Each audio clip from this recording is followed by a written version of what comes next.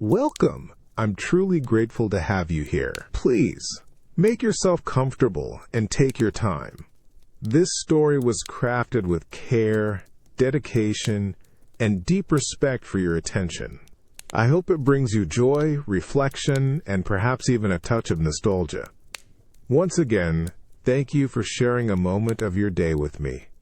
The year is 1565.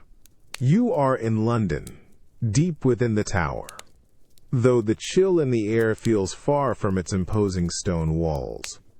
Instead, a different kind of cold is settling in. A small, heavily embroidered chair cradles you, plush velvet against your back, but it's the sensation on your face that truly holds your attention. You feel a brush, soft yet firm, glide across your skin, sweeping a thick, cool paste from your jawline up towards your temples. It's heavy, almost like wet clay, clinging to every pore. The scent, faint but distinct, is of almond oil mixed with something sharper, more mineral, an earthy, almost metallic tang that pricks at your nose.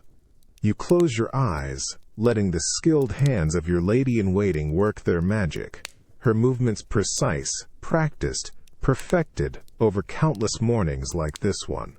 You feel her thumb gently smooth a dollop onto your forehead, spreading it evenly, eliminating any imperfection. It's a layer, not a whisper. This isn't about enhancement, it's about creation. You opened your eyes, catching your reflection in the polished silver mirror before you. Your eyes, bright and watchful, are the only part of you that still feels entirely your own. The rest is slowly being transformed. The paste, a brilliant opaque white, is already beginning to dry, pulling at the corners of your mouth, tightening around your eyes. It feels like a second skin, a flawless porcelain mask forming directly on top of your own flesh. You watch the last streaks disappear, replaced by an unbroken sheet of pristine paleness. Your attendant steps back, a silent nod of approval passing between her and your image. You reach up, your fingertips hovering inches from your face. The surface feels impossibly smooth, cool to the touch, and utterly devoid of the blemishes and sun damage that time and outdoor pursuits have etched into your real skin.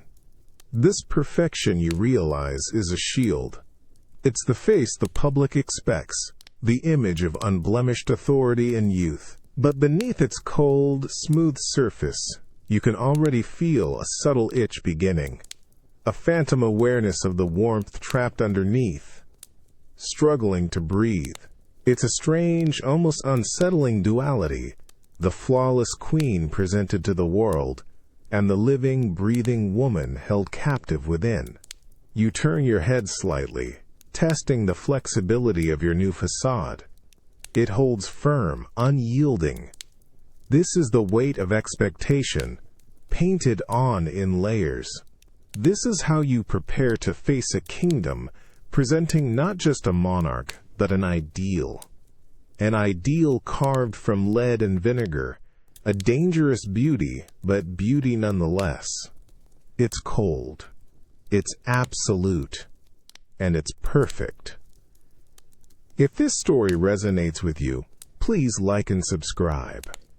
I'm curious, where in the world are you listening from, and what time is it there? Share in the comments. You carry this perfection, this artificial skin, knowing it will soon crack and fade, only to be reapplied again tomorrow. A silent, daily ritual of self-creation and slow decay. The subtle tightness begins to pull at your skin, a delicate, almost imperceptible tension that spreads from your cheeks to your forehead. The cool, heavy paste from moments ago is now hardening, transforming into a brittle, unyielding shell. You feel your expression become slightly rigid, a faint stretch around your eyes, a slight resistance when you try to flex your jaw or offer a natural smile. This isn't just a simple covering. It's a meticulously crafted mold, setting itself firmly to your facial contours, yet simultaneously erasing the nuanced landscape of your natural skin beneath a smooth, uniform surface. Your lady-in-waiting, her touch as light as a moth's wing, now takes a small, soft puff, swirling it delicately in a bowl of finer, lighter powder. The air around you shimmers with a faint, almost imperceptible haze of white dust. She expertly dusts your forehead, then your nose, tracing the bridge down to your chin and across your high cheekbones. Each whisper of powder settles onto the ceruse, absorbing any residual moisture, sealing the brilliant white, perfecting the flawless finish. You can almost taste the faint, chalky sweetness lingering in the air. A clean, almost mineral scent that has now become the signature aroma of your regal mornings. A ritualistic fragrance. You watch intently in the polished silver mirror as the last hint of natural texture, the smallest pore, completely disappears. Your living, breathing skin, once supple and expressive, is now an alabaster canvas, impossibly smooth, cool, and static, like finely sculpted marble. This transformation, they whisper, is far more than mere artifice. It is spoken of as an alchemy, a mystical blend of elements promising youth and purity. This white mask is not just paint. It is a powerful protective layer, designed to defy the relentless ravages of time, to shield against the harsh sun, against the very elements and impurities of the world that seek to age and mar. They tell you it possesses the wondrous power to banish emerging wrinkles, to visibly tighten the skin, to magically restore and preserve the pristine, unblemished beauty of youth. You see the reflection of a queen, ageless, serene, almost otherworldly. Her skin, a luminous, breathtaking white, gleams with an almost supernatural glow, setting her apart from every common face, marking her as chosen, divine. There's a curious, almost unsettling sense of detachment as you gaze upon this perfected image. It gleams back at you, cold and impassive, almost as if it belongs to someone else. A beautiful, unmoving portrait. The vibrant, breathing person you truly are, with all your human warmth, your subtle imperfections, your burgeoning worries, feels sealed away, deep beneath this brilliant, impenetrable facade. A slight, persistent, almost maddening itch begins to stir beneath the unyielding surface, a private, insistent protest from your true skin against its tight confinement. Your body strains to breathe, to shed, to simply tree dictive 20-point, but you force yourself to ignore it. This, you remind yourself, is the promise. This is the desired outcome. This is the beauty that commands absolute respect, that conveys undeniable authority, that embodies the supreme ideal of the Virgin Queen. You are not simply presenting yourself to your subjects. You are presenting a living legend, a timeless icon. The weight of this immense expectation, the subtle, enduring discomfort beneath the flawless mask, is, you believe, a small, justifiable price to pay for the dazzling, unblemished image gazing back from the silver. It's a secret.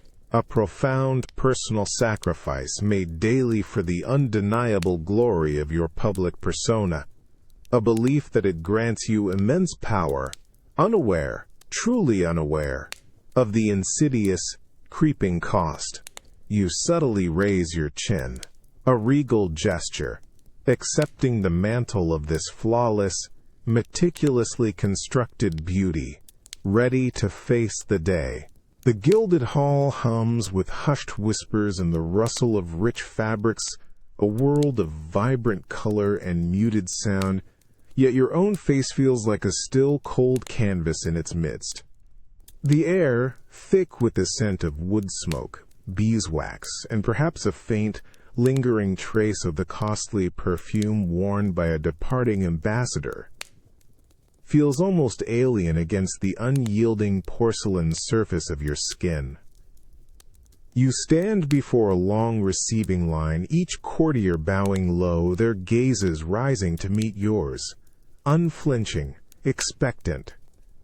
In their eyes you see not your own weariness or the faint throb behind your temples, but only the unwavering image of their sovereign, ageless, serene, impossibly perfect. You feel the distinct, sweet metallic taste of the vermilion paste on your lips, freshly applied, its vibrant crimson a striking, almost defiant slash across the stark white expanse of your face.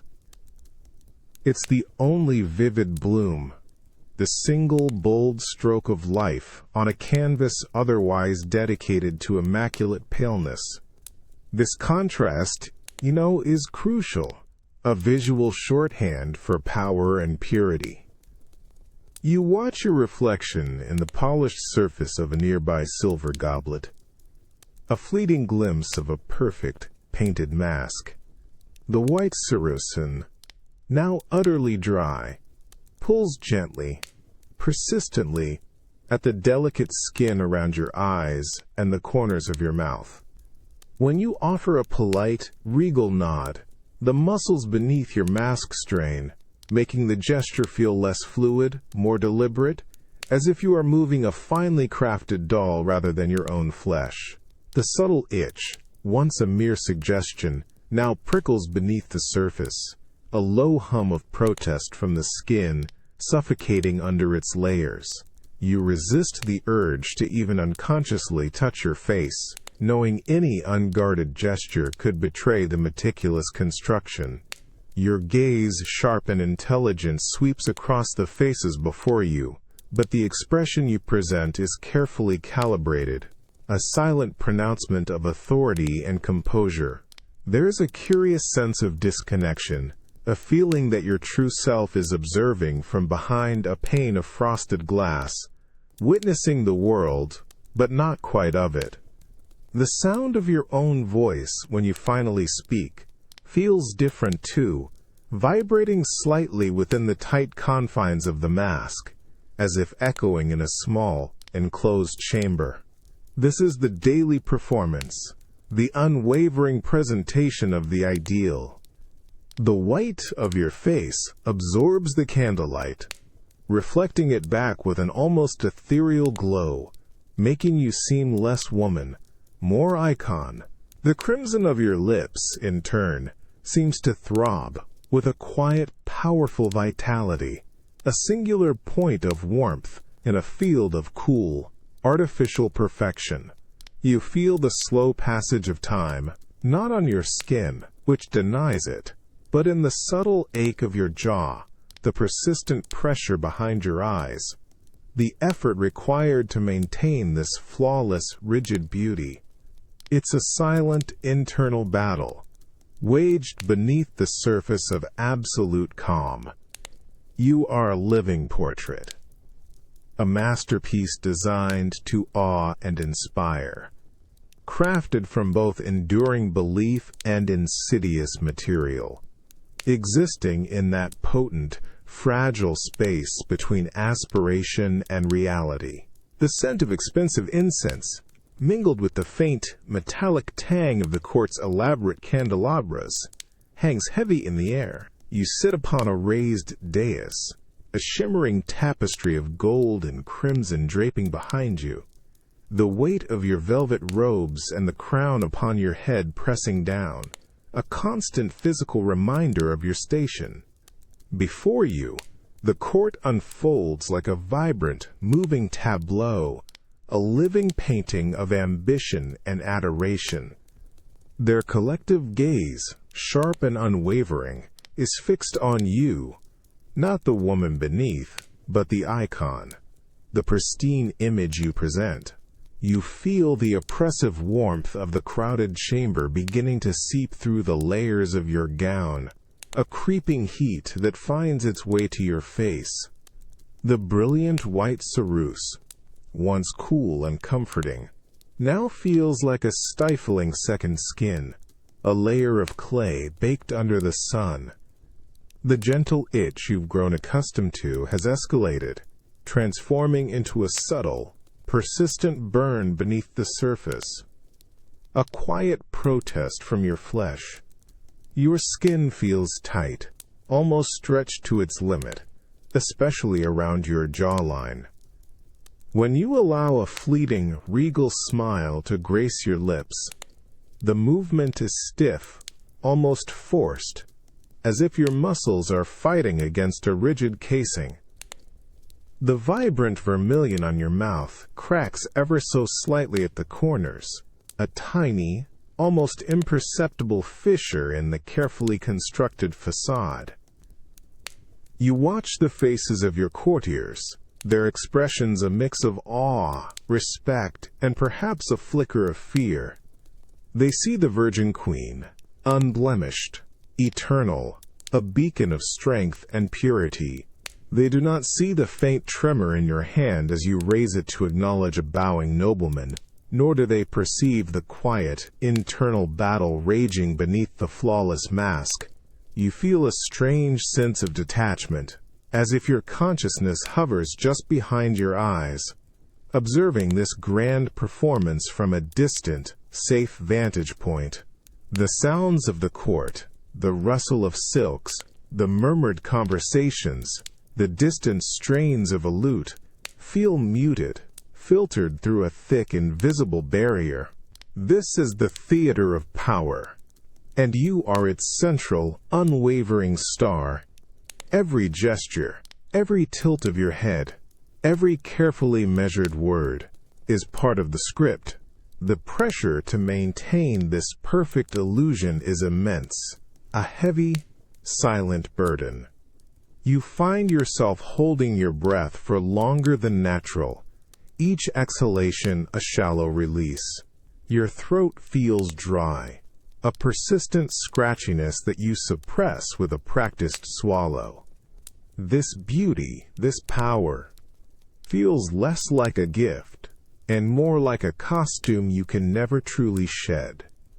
It's a gilded cage, offering adoration and authority in exchange for the very essence of your natural self. The mask, while offering unparalleled reverence, simultaneously consumes you, slowly, meticulously, one flawless burning layer at a time. The ultimate spectacle, you realize, is not just for them, but for you, a constant, demanding mirror reflecting an idealized self that costs more than you ever imagined. You step into the privy chamber, and immediately your senses are assaulted by a complex wave of scents. It's a dense, almost suffocating tapestry of competing odors, each vying for dominance. First, the sharp, sweet clarity of orange blossom water, freshly sprayed from a silver atomizer by a waiting attendant, mingles with the deep, earthy richness of civet and musk from your own heavy, embroidered robes. These are the royal perfumes, carefully layered to project an aura of regal sophistication, a powerful, deliberate statement. But beneath this cultivated bouquet, a different world asserts itself, one you've grown accustomed to, yet never truly accept. You perceive the faint, animalistic scent of unwashed bodies from the courtiers gathered just beyond the threshold, their heavy wool and linen garments holding the accumulated smells of days, sometimes weeks.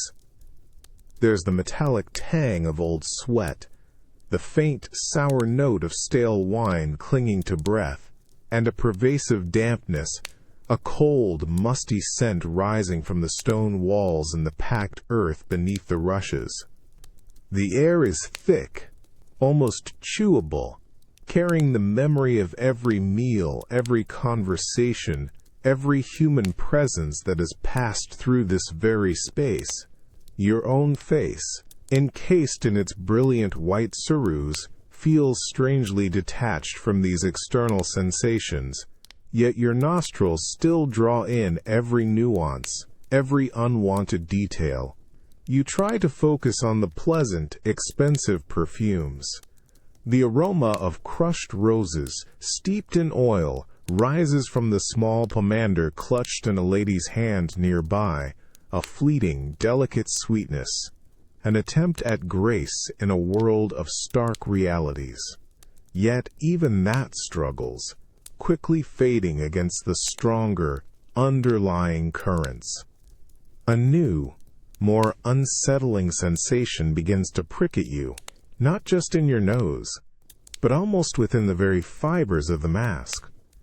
A subtle, almost imperceptible smell seems to emanate from your own skin, or rather from the interface between your living flesh and the thick, unyielding layers of ceruse. It's a faint, slightly sour odor, a suggestion of something held too close, too long, without air, something beginning to break down. You can't quite place it. A hint of vinegar, perhaps, or something more biological, a sickly sweetness that whispers of decay, hinting at something trapped and beginning to ferment, a stark contrast to the perfect image you project. This elusive internal scent, combined with the persistent, low-level burning and tightening beneath your white facade, creates a profound, almost maddening discomfort. It's a secret known only to you, buried beneath the layers of silk, perfume, and power. The opulent musk from your sleeves, the delicate lavender from the fresh rushes scattered on the floor, they are meant to dominate, to purify the air, to create an environment worthy of a queen, an illusion of flawless purity. And they do, for the most part, for others. But for you, the internal contrast is stark and unyielding. The sweet, heavy, expensive fragrances are a beautiful lie, a magnificent attempt to impose order and delight over a world that is inherently, stubbornly, raw, and organic. You move through the chambers, a silent figure in a whirlwind of smells, each step a deliberate act of will, a conscious effort to maintain composure. The crispness of fresh linen, then the acrid hint of smoke from a poorly drawn hearth, quickly masked by another wave of ambergris and rosewater carried by a passing page. Your nose, though often assailed, has become acutely sensitive, almost hyper-aware of these layers, these desperate attempts to control the unruly nature of existence. You lift your chin slightly, letting the cooler air, such as it is, touch the exposed skin of your neck, a momentary, fleeting escape from the suffocating sensation on your face. A fresh gust of air, stirred by a page rushing past, does little to clear the suffocating mixture of scents that presses in on you.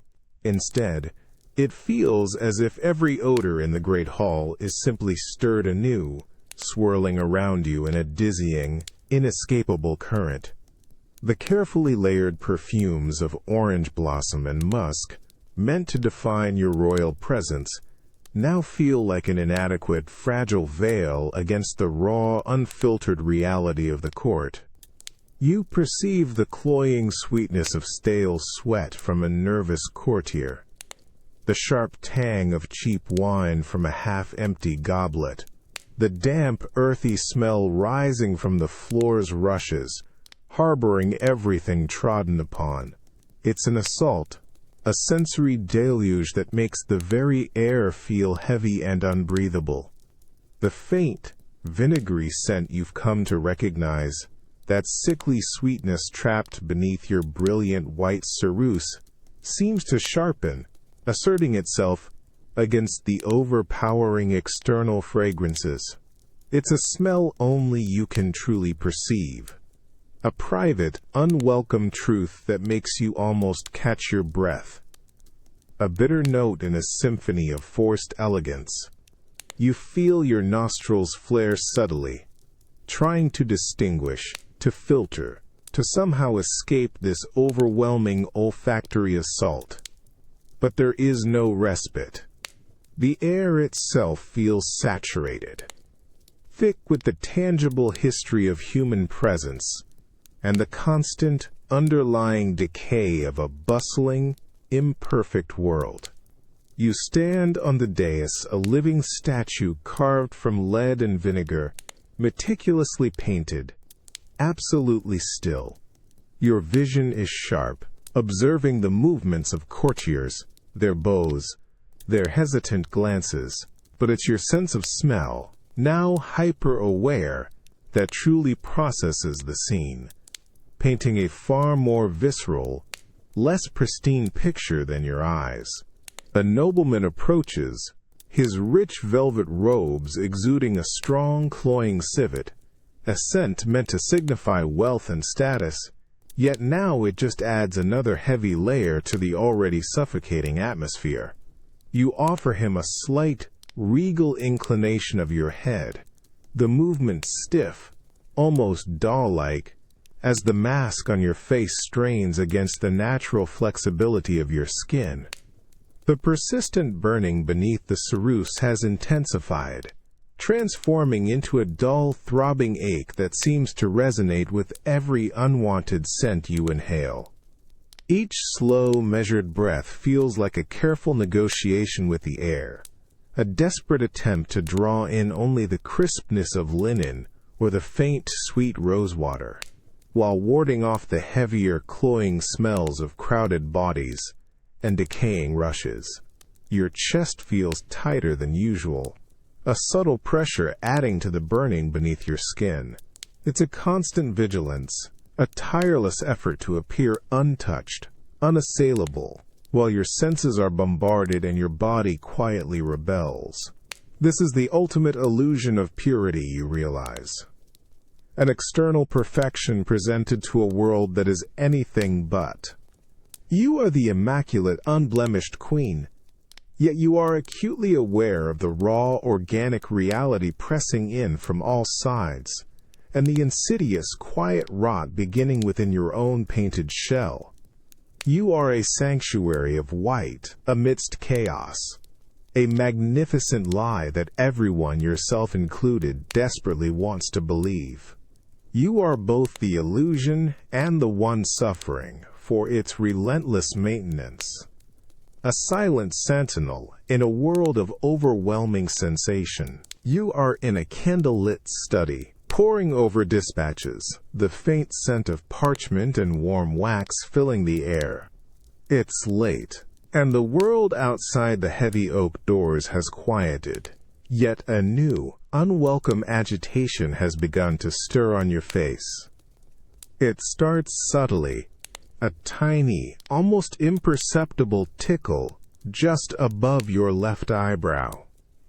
You dismiss it, a fleeting distraction in a sea of urgent state matters. But then it returns, a sharper, more insistent prickle, moving with unnerving precision. It's an itch, undeniable and growing, directly beneath the brilliant white cerus that still encases your features. It's not on the surface, accessible to a swift, discreet rub. No, this itch is a betrayal from within, a defiant rebellion of your own skin trapped beneath its flawless, artificial shell. You feel a prickle, then a crawl, then a burning insistence that demands attention. Your fingers clench involuntarily at your side, a phantom urge to claw at the offending spot, to bring the immediate, satisfying relief of a scratch. But you can't. The mask is not merely paint. It's an image, a carefully constructed illusion of impervious calm and unblemished perfection that must not be disturbed. You force your gaze back to the document before you, but the words blur, your concentration shattered by this relentless internal torment. The itch spreads, a furious march across your cheekbone, then down towards your jaw. It feels like tiny, unseen insects crawling just beneath the porcelain-smooth surface. 1,000 invisible pinpricks, each one screaming for release. The tight, dry sensation of the ceruse, which normally feels like a protective second skin, now feels like a suffocating shroud, holding your natural flesh captive, amplifying every single nerve ending's complaint. A serving maid enters, discreetly placing a fresh goblet of wine on your desk. Her eyes flick to your face, then quickly away, showing nothing but practiced deference. She sees only the serene, ageless queen, illuminated by the flickering candlelight. She cannot possibly perceive the raging war beneath the surface, the frantic, silent plea of your skin. You feel a tremor, a slight twitch in your facial muscles, as you fight the overwhelming urge to contort your features, to scratch, to asterisk move. Your breath catches in your throat, shallow and tight, as if the very air itself exacerbates the hidden irritation. This isn't just an annoyance. It's a profound discomfort, a treason of the flesh against the will of the monarch. Your skin, the very foundation of your physical being, is actively rejecting the artifice, sending wave after wave of desperate signals. It's a stark, visceral reminder of the living, vulnerable humanity hidden beneath the impenetrable facade of power and beauty. The perfect white mask, designed to project eternal youth and purity, now feels like a burning, suffocating cage, slowly but surely demanding its price, one maddening, unrelenting itch at a time.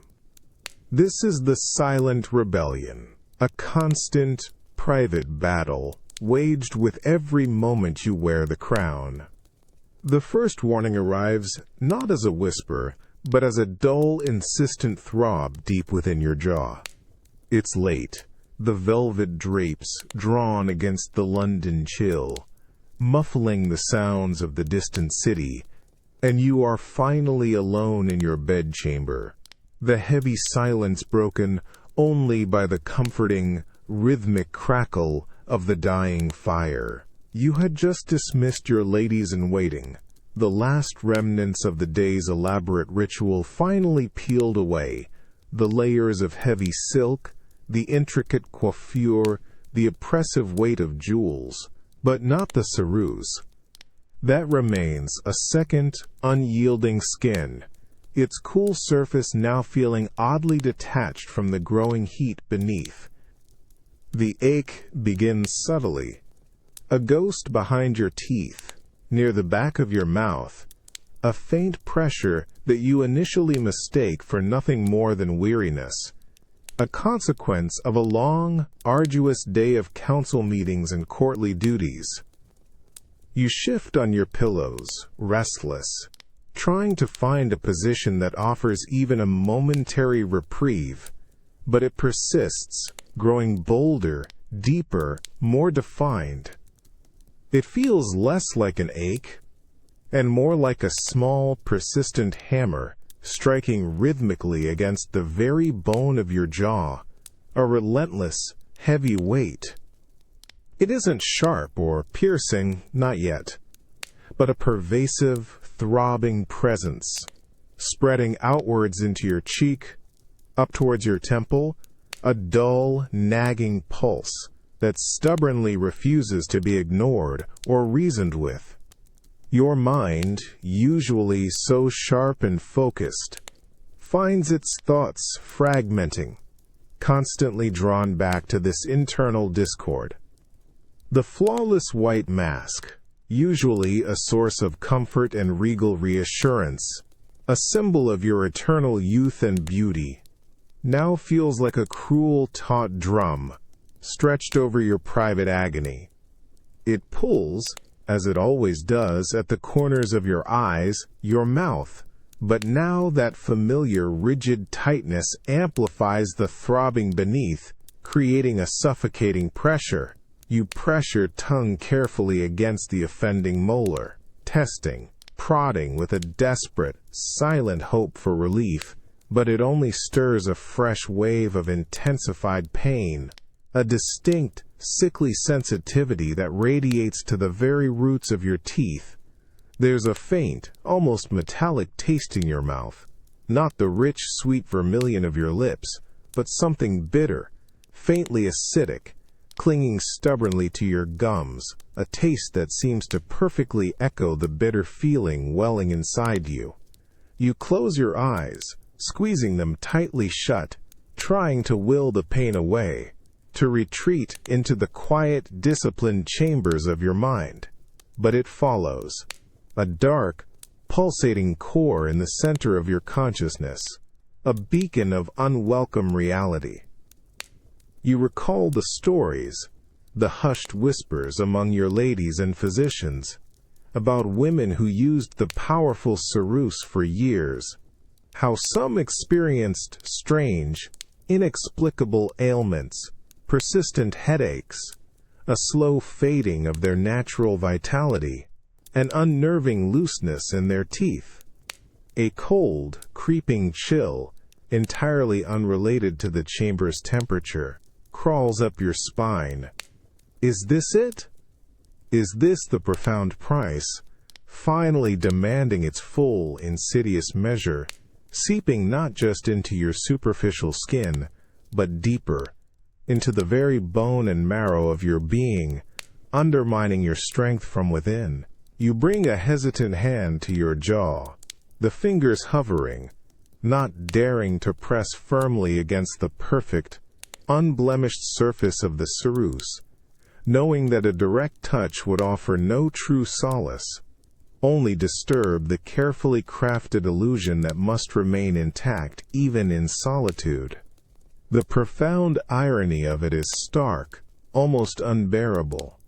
A face designed for eternal beauty, a formidable fortress against the relentless ravages of time, now holding a deep, burning decay within its very structure.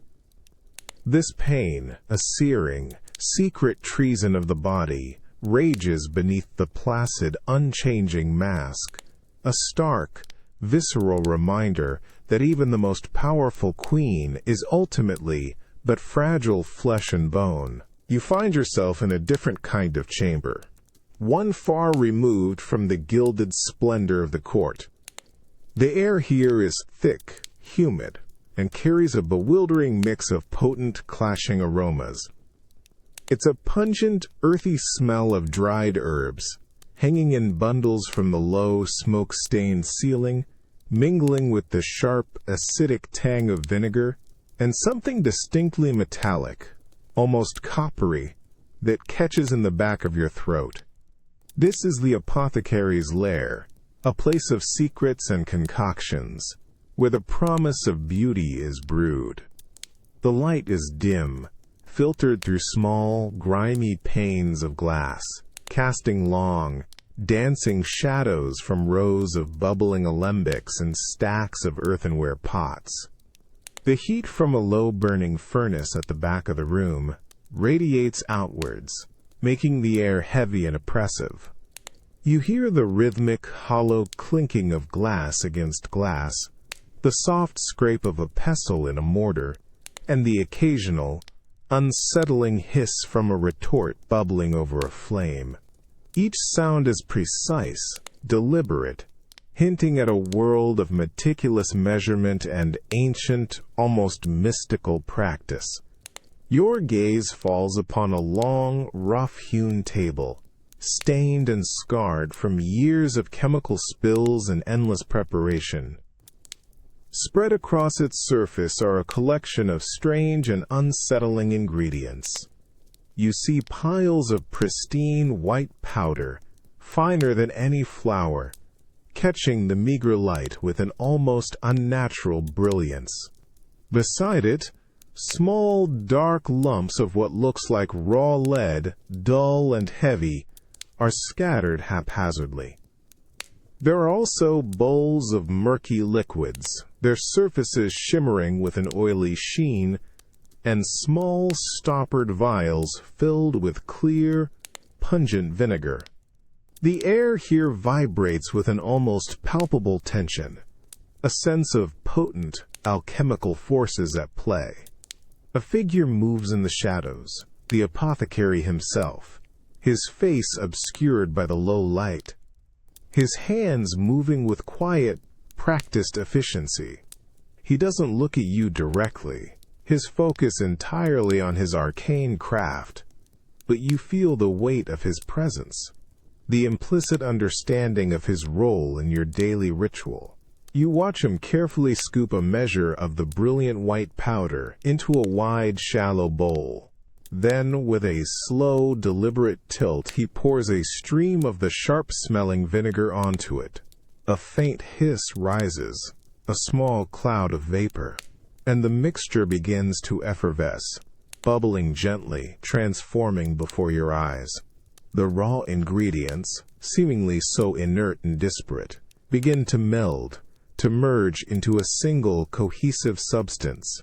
The metallic tang in the air intensifies, a sharp, almost sweet scent that belies its inherent danger. You recognize the subtle alchemy now, the careful balance of elements that results in the very ceruse that clings to your skin. There's a strange fascination in watching the creation of your own mask, a perverse wonder at the meticulous process that produces such a potent, transformative material. You feel a subtle tightening on your own face, a phantom echo of the ceruse, as if your skin remembers the moment of its creation. This chamber, full of raw materials and hidden forces, is a stark contrast to the courtly world you inhabit, a place where appearances are everything. Here, the truth of those appearances is forged, a truth born of base elements and ancient wisdom, or perhaps ancient folly. It is a place of undeniable power, but also of unsettling mystery, a constant reminder that the flawless beauty you present to the world is not a gift from nature, but a carefully concocted illusion, painstakingly crafted from the very earth itself, and carrying within it the silent, unspoken promise of its own insidious cost. You leave the chamber, the heavy, humid air and its clashing smells clinging to your clothes, a constant, tangible reminder of the powerful, raw ingredients that define your royal visage. The air in the apothecary's chamber feels heavier now, denser with the metallic tang you first noticed. It's a scent that has sharpened, a sourness that prickles the back of your throat, a direct consequence of the quiet, deliberate work unfolding before you. Your gaze is fixed on the apothecary, his movements precise, almost ritualistic, as he approaches a large clay pot. He lifts a smaller, heavy lump of raw lead, dull and pitted, and with a soft clink, places it gently into the pot. Then, with a slow, steady hand, he pours a viscous, clear liquid over it, the strong, pungent vinegar you recognized earlier. A faint, almost imperceptible hiss begins immediately, a low, steady whisper that rises from the pot. It's not a violent, dramatic fizz, but a subtle, persistent sigh, like stone slowly dissolving. You lean closer, drawn by an unsettling curiosity, and perceive the delicate tendrils of vapor rising from the mixture, almost invisible in the dim light. The metallic tang in the air becomes more pronounced, almost sweet in its acridity, a taste that seems to coat your tongue even before you fully inhale. It's a powerful, chemical perfume, the scent of something breaking down and reforming, of raw elements yielding to a new, potent creation. You watch as the dull gray surface of the lead begins to change, a faint milky film forming, almost like a delicate bloom of frost spreading across it. The apothecary uses a long, slender wooden stirrer, gently turning the lead, ensuring every surface is exposed to the acidic embrace of the vinegar. Each rotation brings a fresh, subtle hiss, a renewed exhalation of the potent fumes. He works in silence, his focused concentration a testament to the delicate, dangerous balance of his craft. He knows the power he wields, the transformation he orchestrates. And you, watching, feel a chill, despite the humid heat of the room, a recognition of the elemental forces at play. This isn't simply mixing ingredients. It's a slow, deliberate corrosion, a controlled decay. The whiteness, the pristine, luminous whiteness that you so carefully apply to your face each morning, is being painstakingly leached from this base metal, extracted through a process of acidic erosion. You realize with a sudden, almost sickening clarity that the very essence of your beauty, the foundation of your regal visage, is born from this slow, potent reaction, a delicate dance between lead and vinegar. The itch on your own face, the deep, throbbing ache in your jaw, the constant sense of something suffocating beneath the surface, they suddenly feel less like mere discomforts and more like echoes, tangible connections to this very process. The milky film thickens, becoming a creamy white paste, unmistakably the ceres you know so well. It's pure, flawless, a perfect pigment born from a dark raw material. The apothecary carefully scrapes it from the lead, gathering it into a small, clean pot, ready for the next stage of refinement. He glances up then, a fleeting, unreadable look in his eyes, before returning to his task. There's a profound weight to this observation, a stark revelation. The price of this unparalleled whiteness, you understand now, is not just the coin you pay, but something far more insidious.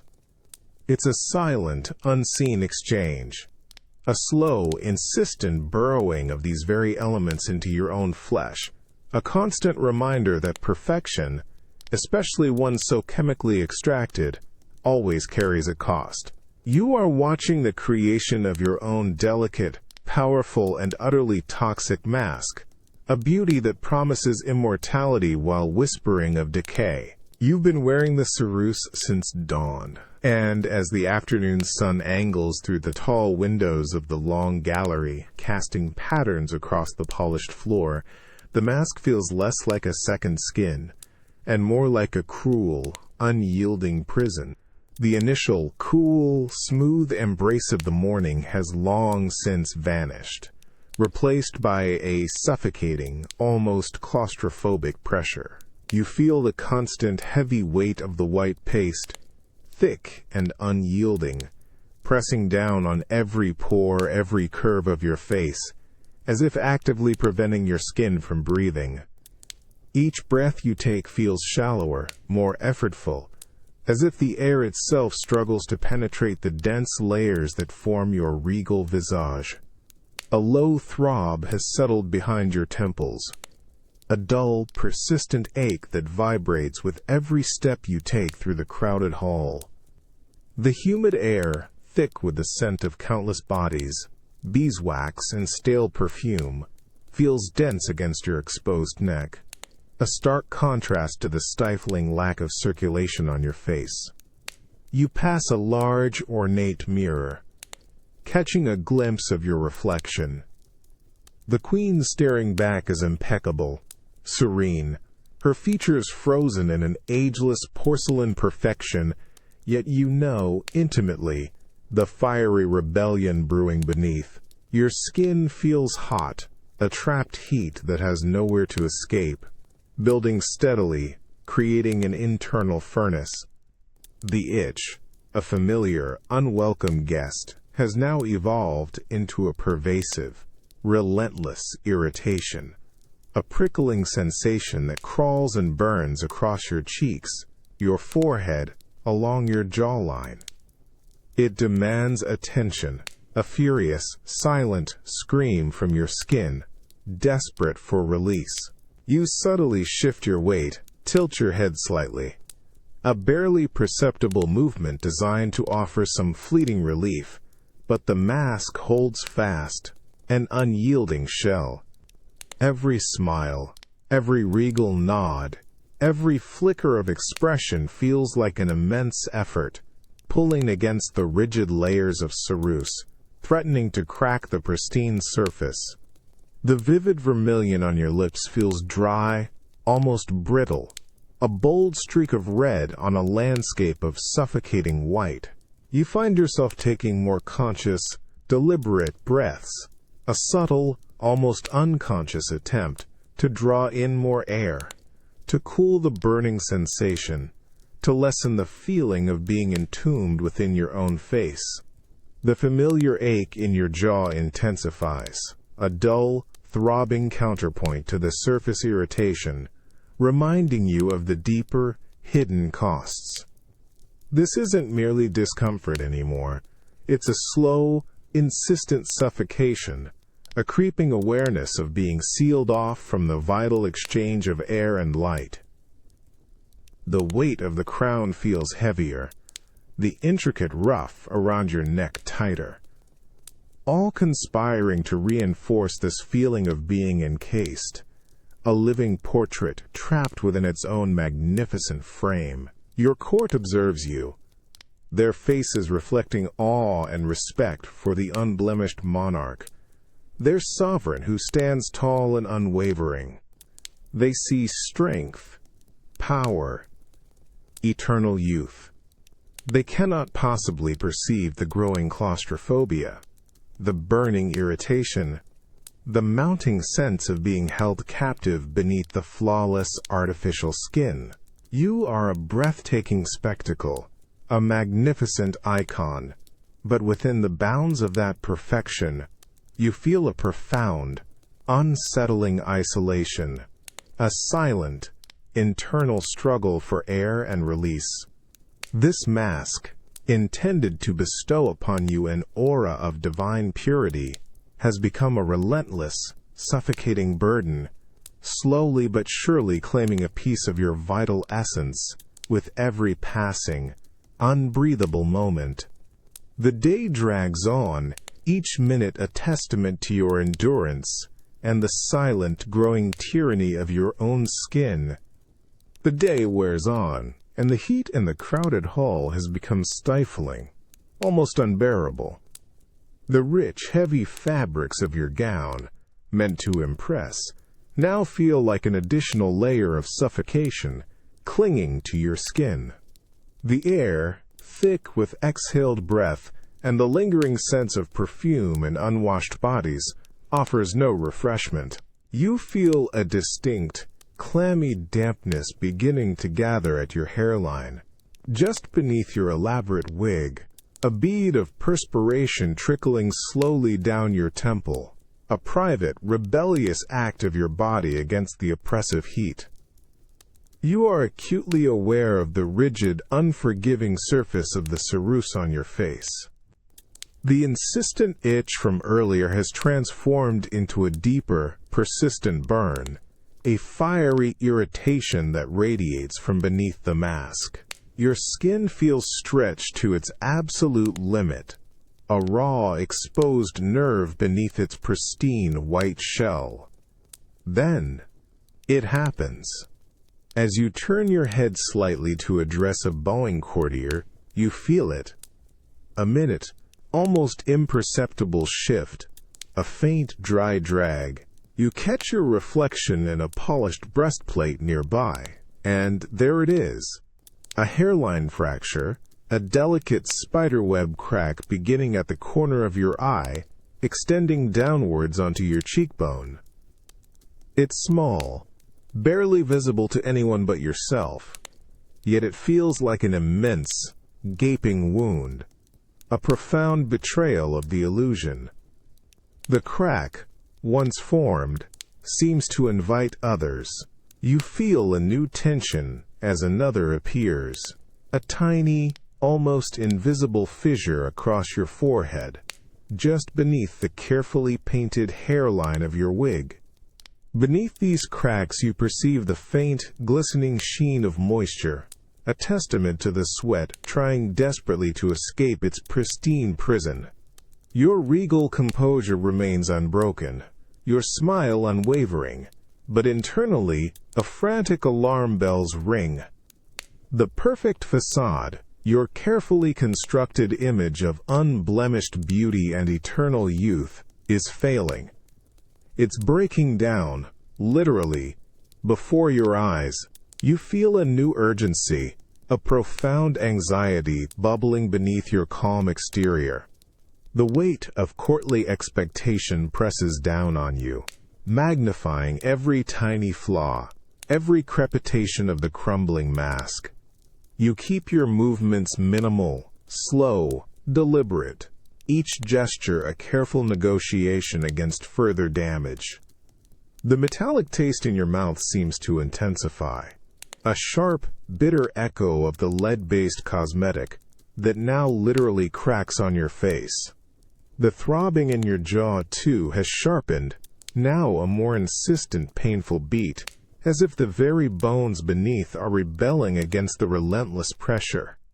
This cracking is not just a cosmetic flaw, it's a terrifying vulnerability, a visible manifestation of the insidious forces at play. It reveals the living, breathing, imperfect human beneath the icon, a truth that must be vehemently denied. You are the Virgin Queen, pure and eternal, not a woman whose beauty is actively decaying beneath the very mask designed to preserve it. The sweat, a traitorous biological response, now mingles with the crumbling ceruse, a potent, visceral reminder of the fragile, organic nature of your body, relentlessly asserting itself against the artificial perfection. You hold yourself absolutely still, your eyes fixed on the distant horizon, praying for the day to end, for the moment you can retreat to the privacy of your chambers, to confront the slow, undeniable decay that has begun, openly, on your very face. The illusion, you realize, is not just for them, but for you, a desperate, crumbling shield against the relentless march of time and the insidious nature of your own chosen beauty. Finally, the heavy oak door of your private bedchamber clicks shut, severing you from the demanding gaze of the court. The air here is cooler, fragrant with dried rose petals scattered on the floor, a welcome sanctuary from the oppressive heat and myriad smells of the day. You sink onto a cushioned stool before your mercury mirror, its polished surface cool and unforgiving. The instant the last attendant leaves, your shoulders slump, a private, almost imperceptible release of tension. The ceruse on your face, which has felt like a suffocating second skin for endless hours, now feels brittle, dry, and painfully tight, pulling at every facial muscle.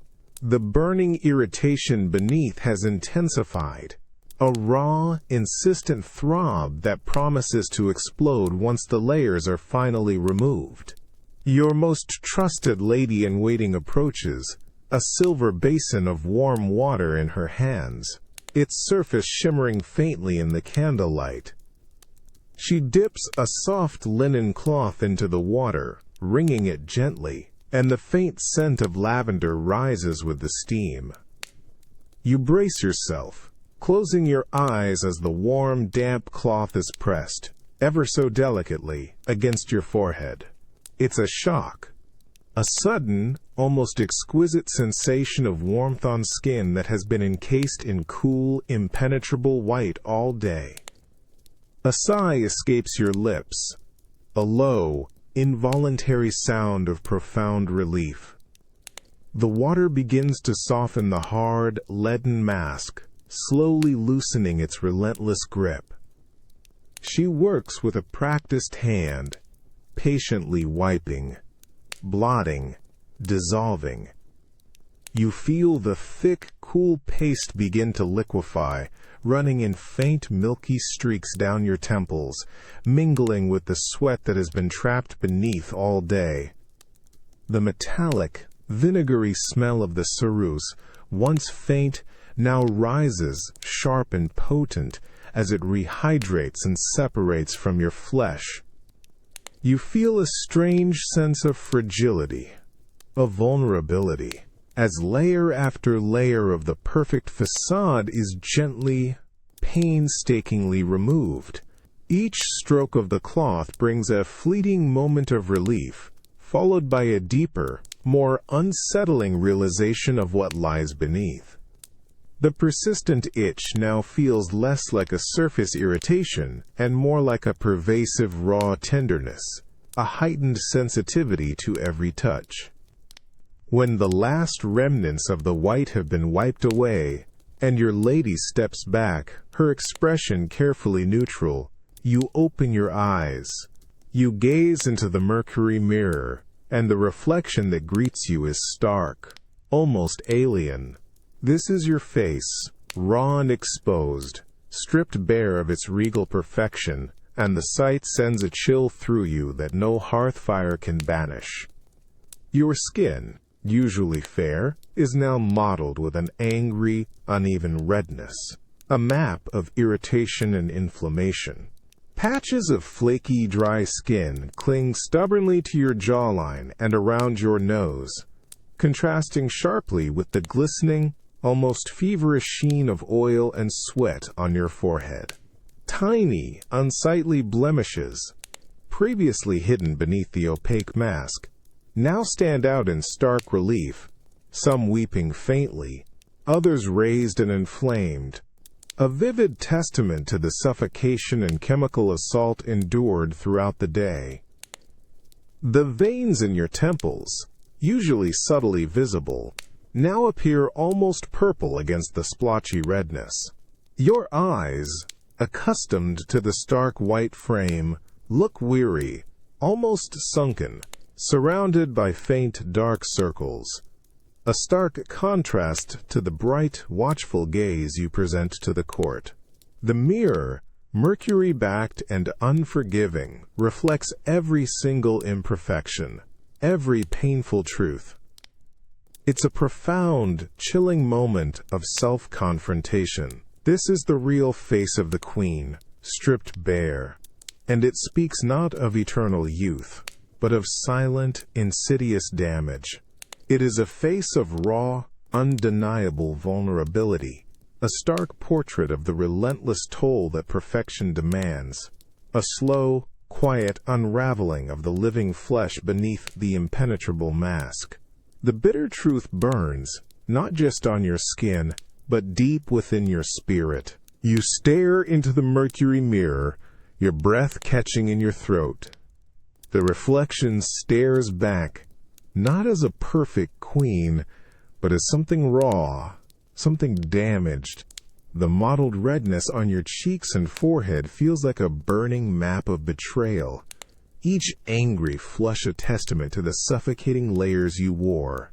You lift a hesitant hand, your fingertips hovering just inches from your skin. It feels alien, tender, almost bruised. The faint lines around your eyes, softened by the white, now stand out, almost etched into the inflamed flesh. Your weary eyes trace the flaking skin around your jawline, a fine, dry powder clinging to what feels like a raw wound. It's not merely irritated. It feels eroded, as if your skin has been meticulously worn away. The blemishes, once minor, now weep silently. Small, angry pustules, undeniable proof of a deeper corruption.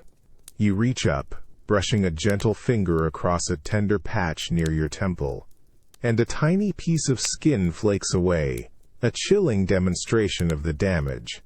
The lingering metallic tang of the ceruse, once a familiar companion, now feels repugnant, clinging to your nostrils, a constant reminder of the toxic alchemy you embraced. Your lady-in-waiting moves quietly behind you, placing a small pot of healing balm on the table, her movements precise, her gaze carefully averted from your exposed face. She sees it, you know. She sees the corroded reality, the stark contrast to the perfect idol of moments ago. A subtle tension in her shoulders mirrors your own burgeoning dread. A cold knot tightens in your stomach. This isn't just a reaction. It's a transformation, a slow, insistent decay reshaping your features. The relentless itch, the deep ache in your jaw, the dull throbbing behind your eyes. They are symptoms, undeniable evidence of the insidious price you are paying. The perfect whiteness, symbol of your power and purity, is actively consuming you, turning your living flesh against itself. You thought you were preserving youth.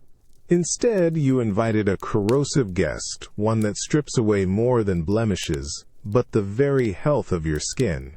You clench your teeth, a quiet act of defiance against the despair threatening to consume you. This is the truth, staring back from the mercury. The Virgin Queen, stripped of her artificial mask, reveals the slow, relentless ravages of her chosen beauty secret. The image in the mirror is a stark portrait of corrosive power, a silent scream of defiance and despair. You will rebuild it tomorrow. You must. But the knowledge of what lies beneath will forever shadow the perfection you present. The great hall hums with an unfamiliar, unsettling energy this morning. It's not the usual respectful deference, but a subtle undercurrent, a low thrum of hushed whispers that seems to vibrate just beyond the reach of your direct hearing. You stand on the dais, enveloped in your robes, your face a flawless white canvas, meticulously reapplied, perfectly smooth and serene.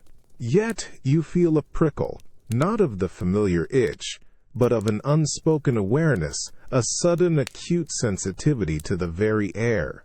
You perceive it in the way courtiers group together, their heads bent close, their gazes flicking towards you, then quickly away when you meet their eyes.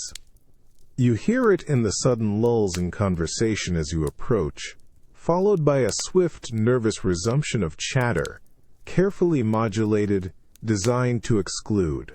The scent of fear, or perhaps simply curiosity, seems to hang in the air, mingling with the heavy perfumes and wood smoke, a bitter note in the opulent symphony of the court.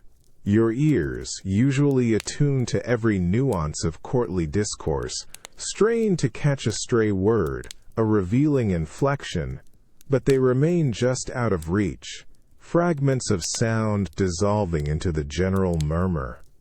Your newly reapplied ceruse, so cold and smooth this morning, feels like a fragile shield, offering protection against direct scrutiny, yet it cannot obscure the almost psychic certainty that you are the subject of their quiet speculation.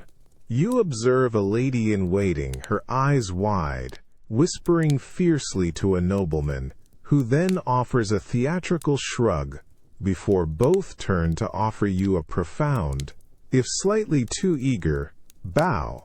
Their gestures feel rehearsed, their deference almost performative, betraying a deeper, less respectful curiosity. The tight, dry feeling of the mask, usually just a physical sensation, now feels imbued with a new, uncomfortable meaning.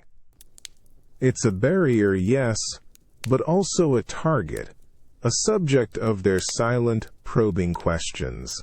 You keep your expression perfectly composed, a monumental effort that sends a fresh wave of throbbing pain through your jaw. You refuse to betray any sign of weakness.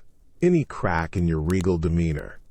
But the constant low hum of their whispers is a corrosive acid, slowly eating away at your inner calm. You catch fragments of phrases, half-heard words that drift on the currents of the air. Her skin, so pale, they say. Each snippet is a venomous dart, landing just shy of its mark, but leaving a lingering sting. This isn't just gossip.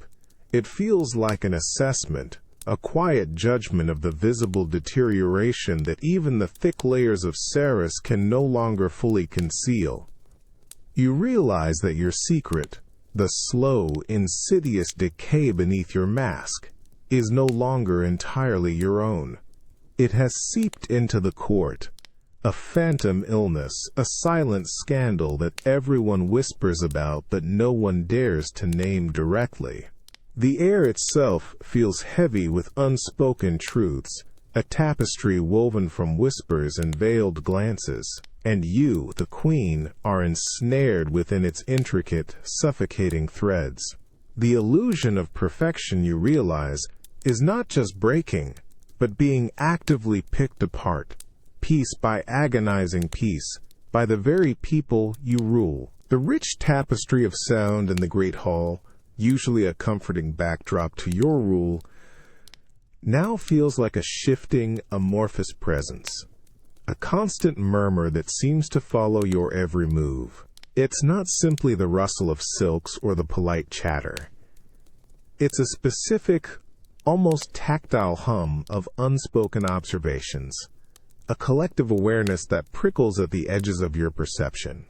You feel the weight of countless eyes upon you, not just in deference, but with a new, unsettling intensity, a prolonged gaze that feels less like admiration and more like scrutiny. As you sweep through the throng, acknowledging bows with practiced grace, you perceive a subtle, almost imperceptible hesitation in their movements, a fractional delay before they meet your eye. There's a quiet tension in the air, a sense of collective holding of breath, as if the court is performing its own elaborate charade, each person playing their part in a silent agreement. The faint scent of their expensive, yet slightly stale perfumes now seems to carry a hint of something else. A nervous energy, a shared secret that binds them together and subtly isolates you. Your own face, beneath its perfectly applied ceruse, feels acutely sensitive, despite its rigid, flawless surface. The mask, so smooth and cold, now seems to absorb the chill of their collective regard, making your skin feel colder, almost detached from your body. You offer a small, regal smile to a passing dignitary, and feel the familiar, slight strain as the muscles beneath the mask protest the movement. But in their eyes, you see only a flicker of something unreadable, a fleeting impression that is quickly masked by polite formality.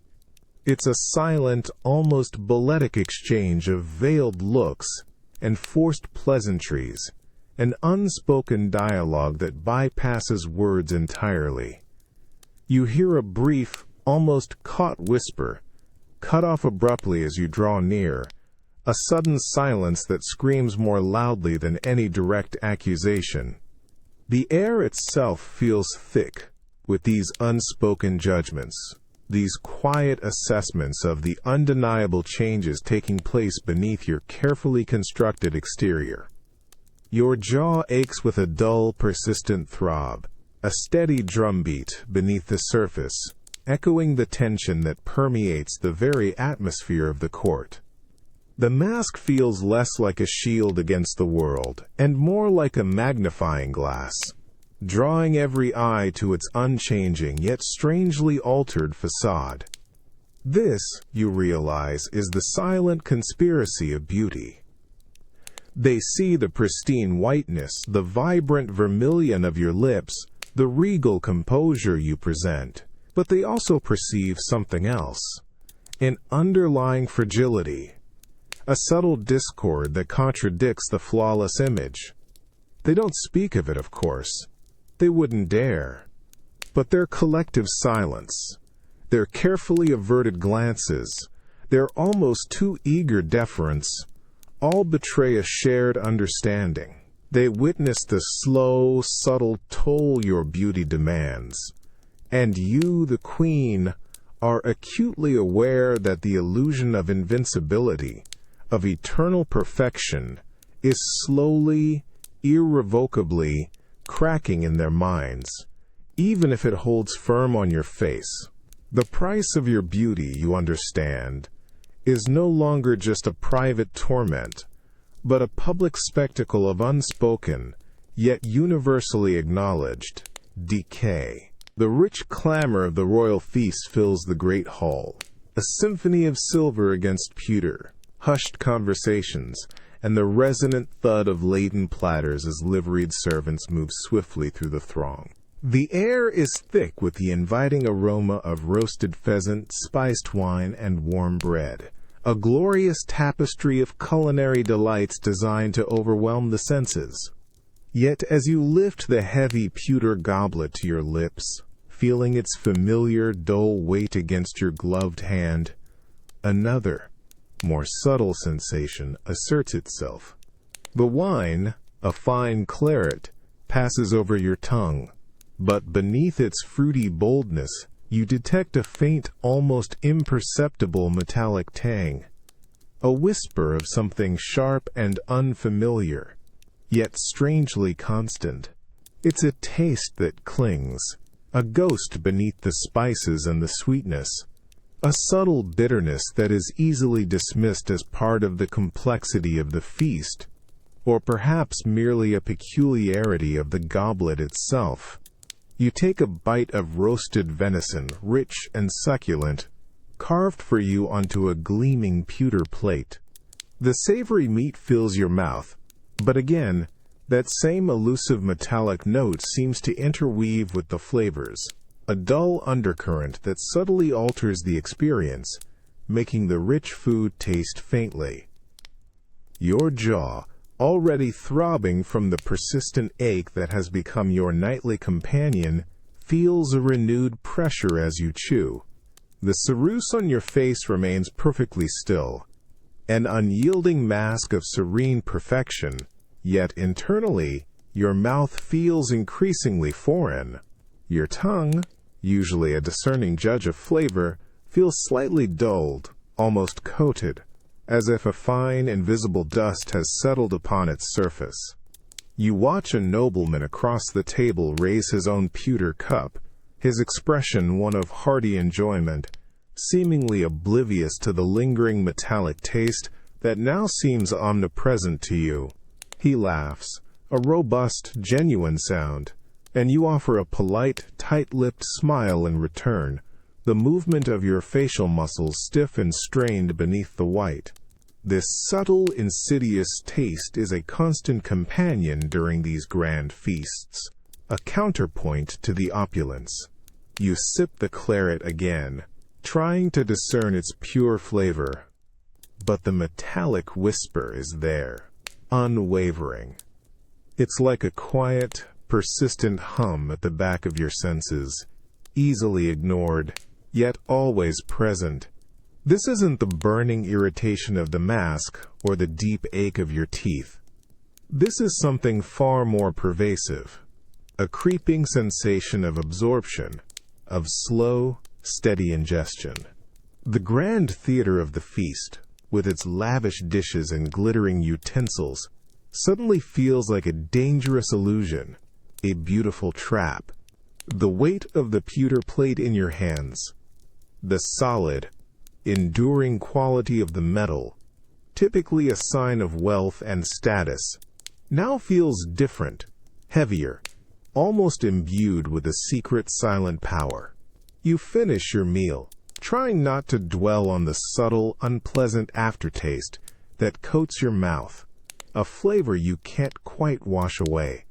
The feast is a celebration of life and abundance, but for you, it has become a slow, deliberate act of internal transformation, each bite, each sip, a tiny step further into an invisible, accumulating burden. You are consuming not just sustenance, but something else, something hidden within the very vessels of your royal table, a silent, persistent presence that whispers of unseen changes, of a deeper, more profound corruption, slowly weaving itself into the very fabric of your being. The sound of dripping water from a nearby fountain, a gentle, rhythmic plink, usually offers a soothing backdrop to your quiet moments. But tonight, in your bedchamber, as your lady-in-waiting pours a fresh draught from the silver ewer into your personal pewter goblet, that sound feels less calming and more like a slow, insistent count. The water, clear and cool, catches the candlelight, seemingly pristine. You take a sip, the cold liquid a temporary balm against the persistent burning beneath your ceruse. But as it coats your tongue, a distinct, almost cloying sweetness blooms, artificial and unsettling, far too intense for pure water. It's immediately followed by that familiar, insistent metallic tang, sharp and unmistakable, clinging to the roof of your mouth, making your teeth ache with a renewed dull throb. You set the goblet down carefully, your gaze drawn to the gleam of the pewter, the very metal that whispers this silent, corrosive secret. Is it the cup, or perhaps the pipes that carry the water from the spring, winding through the ancient walls of the palace, unseen, unheard, yet profoundly impactful? The thought sends a cold shiver down your spine, unrelated to the water's chill. Later, a small measure of wine is brought to you, a ruby-red liquid in a delicate glass, meant to ease the day's tensions and induce sleep. You lift it to your lips, hoping for the pure, comforting taste of fermented grape. But even here, beneath the robust flavor of the claret, that insidious sweetness asserts itself, followed by the familiar, bitter metallic undercurrent. It feels as if your very palate is being slowly recalibrated, tainted by an invisible presence, until even the most wholesome of drinks carries this unwelcome, unsettling signature. The wine, a supposed delight, now tastes of deceit, a pleasant facade over a hidden truth. Your gums feel strangely tender, a subtle ache that resonates with the persistent throbbing in your jaw. You touch your tongue to your teeth, feeling a faint, almost chalky residue, a sensation that has become increasingly common. This is not just about the paint on your skin. It's about the very sustenance you consume, the water that quenches your thirst, the wine that warms your blood. It feels like a systematic, pervasive infiltration, a quiet siege on your body from within, enacted through the most innocent and necessary acts of daily life. You watch your lady-in-waiting, her face serene, as she extinguishes a candle. She is unaware, completely oblivious to the silent, invisible poisons that you suspect are slowly accumulating within your royal frame. The opulence of your surroundings, the richness of your food and drink, all meant to signify power and well-being, now feel like a grand, elaborate illusion, a gilded cage designed to obscure a deeper, more insidious reality. Every sip, every mouthful is a silent negotiation, a private battle waged against this creeping corruption. The constant, dull pressure behind your eyes intensifies. You close them, trying to banish the sensation, to return to a state of untainted perception, but it's futile. The sweetness of pewter, the water of lead, the wine of deceit. These are the silent, constant companions of your days and nights, weaving themselves into the very fabric of your existence. You are a queen, surrounded by luxury, yet you carry a quiet, internal knowledge of betrayal, A profound understanding that even the purest elements of your life are secretly, slowly eroding your health, one invisible drop at a time. The world sees only strength and beauty, but you feel the subtle, relentless march of a hidden decay. A sudden, sharp clang of metal echoes through the council chamber, an unexpected sound that makes you jump, your hand reflexively tightening on the armrest of your chair.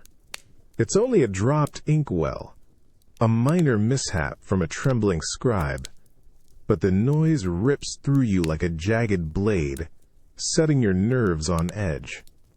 A hot, unwelcome flush creeps up your neck, beneath the elaborate ruff, and settles on your face. The meticulously applied ceruse, usually your shield, feels stifling, a rigid trap for the burning irritation that now prickles your skin and, more alarmingly, your mind. The parchment before you, covered in urgent diplomatic reports, blurs into an indistinct scrawl. You stare at the words, but they refuse to coalesce into meaning, your thoughts scattering like frightened birds. A heavy fog seems to have descended, not on the room, but within your own head, obscuring the sharp clarity that once defined your intellect. You reread a sentence, then another, finding yourself adrift, unable to grasp the essence of the message. A frustration, sharp and unwarranted, begins to gnaw at you. A quiet fury at your own perceived inadequacy, at the world's insistence on making simple things so maddeningly complex.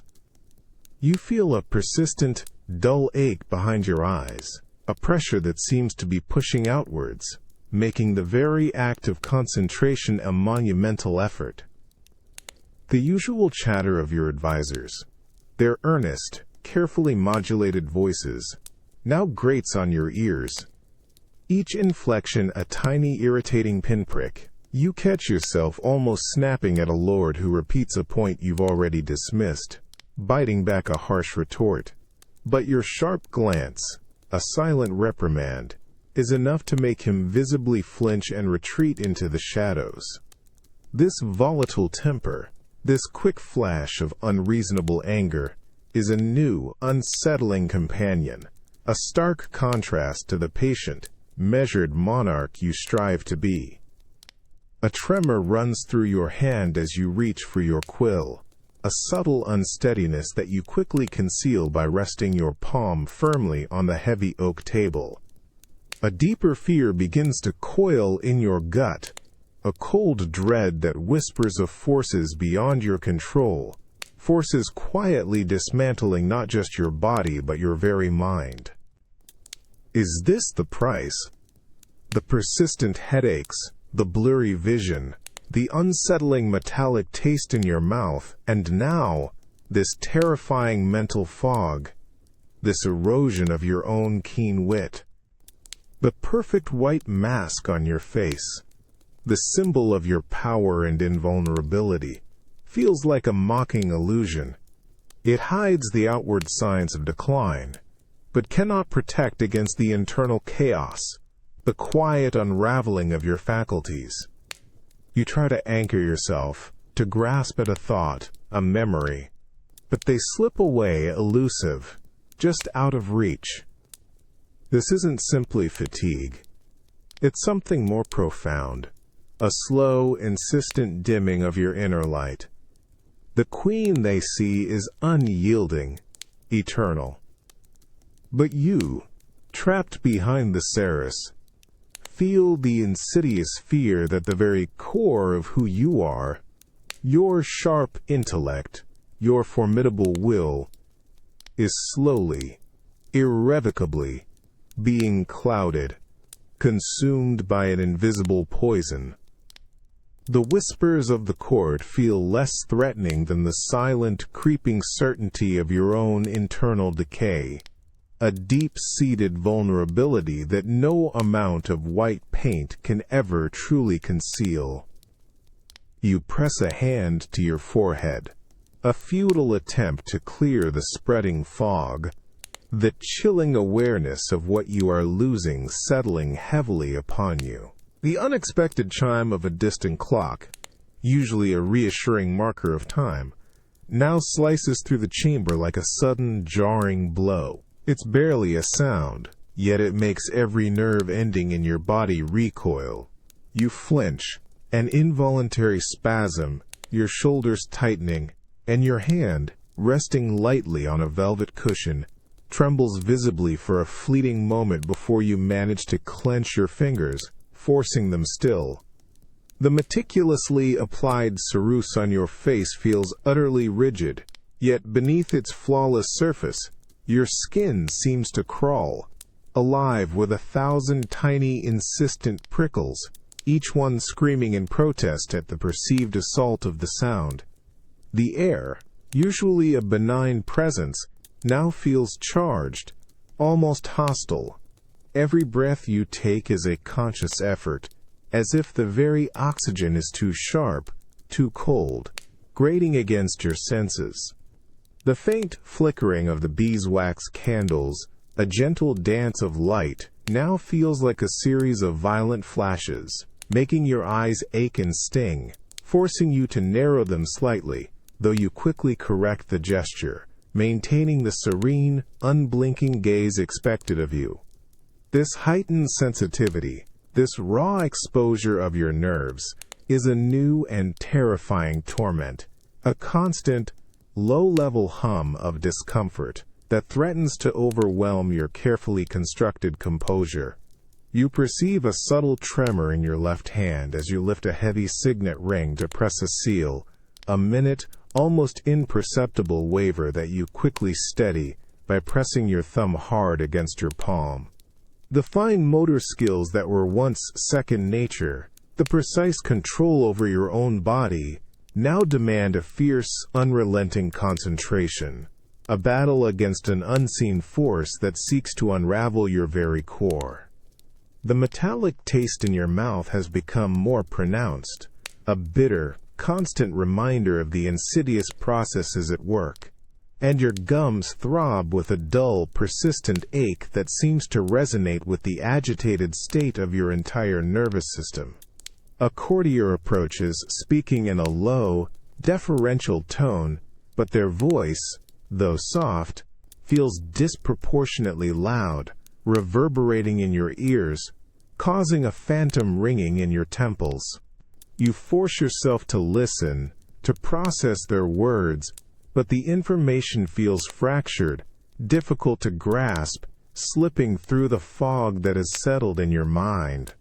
The quick temper from before, once a fleeting frustration, now feels like a raw, exposed nerve, ready to ignite at the slightest provocation, a constant, internal struggle to remain the composed and unyielding queen. This isn't merely discomfort, it's an unseen assault, a quiet, relentless siege upon the very pathways of your perception. Your nerves feel frayed, stretched thin, like overstrung lute strings, vibrating with a painful intensity. The flawless white mask, a symbol of outward strength and beauty, feels like a suffocating shroud, trapping this internal chaos, amplifying every tremor, every prickle, every agonizing throb. You are a living paradox, externally serene, powerful, and unblemished, yet internally, you are a battlefield, your own body turning against you, slowly, meticulously, one nerve ending at a time. The Virgin Queen, perfect in appearance, struggles in a silent private war, her very being slowly unraveling under the invisible corrosive touch of her cherished beauty. You try to hold still, to be as immovable as the stone walls around you, but the tremors persist, a quiet internal defiance. The rhythmic clatter of hooves on packed earth, the distant blare of trumpets, and the rising cheer of the assembled villagers create a grand, vibrant procession. Yet you, seated rigidly in your gilded carriage, feel only a profound weariness. The open air, instead of being refreshing, carries a thick, gritty haze of dust, stirred up by the hundreds of horses and thousands of feet accompanying your royal progress. It coats everything: your rich velvet gown, the intricate carvings of your carriage, and most disturbingly, the delicate, unyielding surface of the cerus on your face.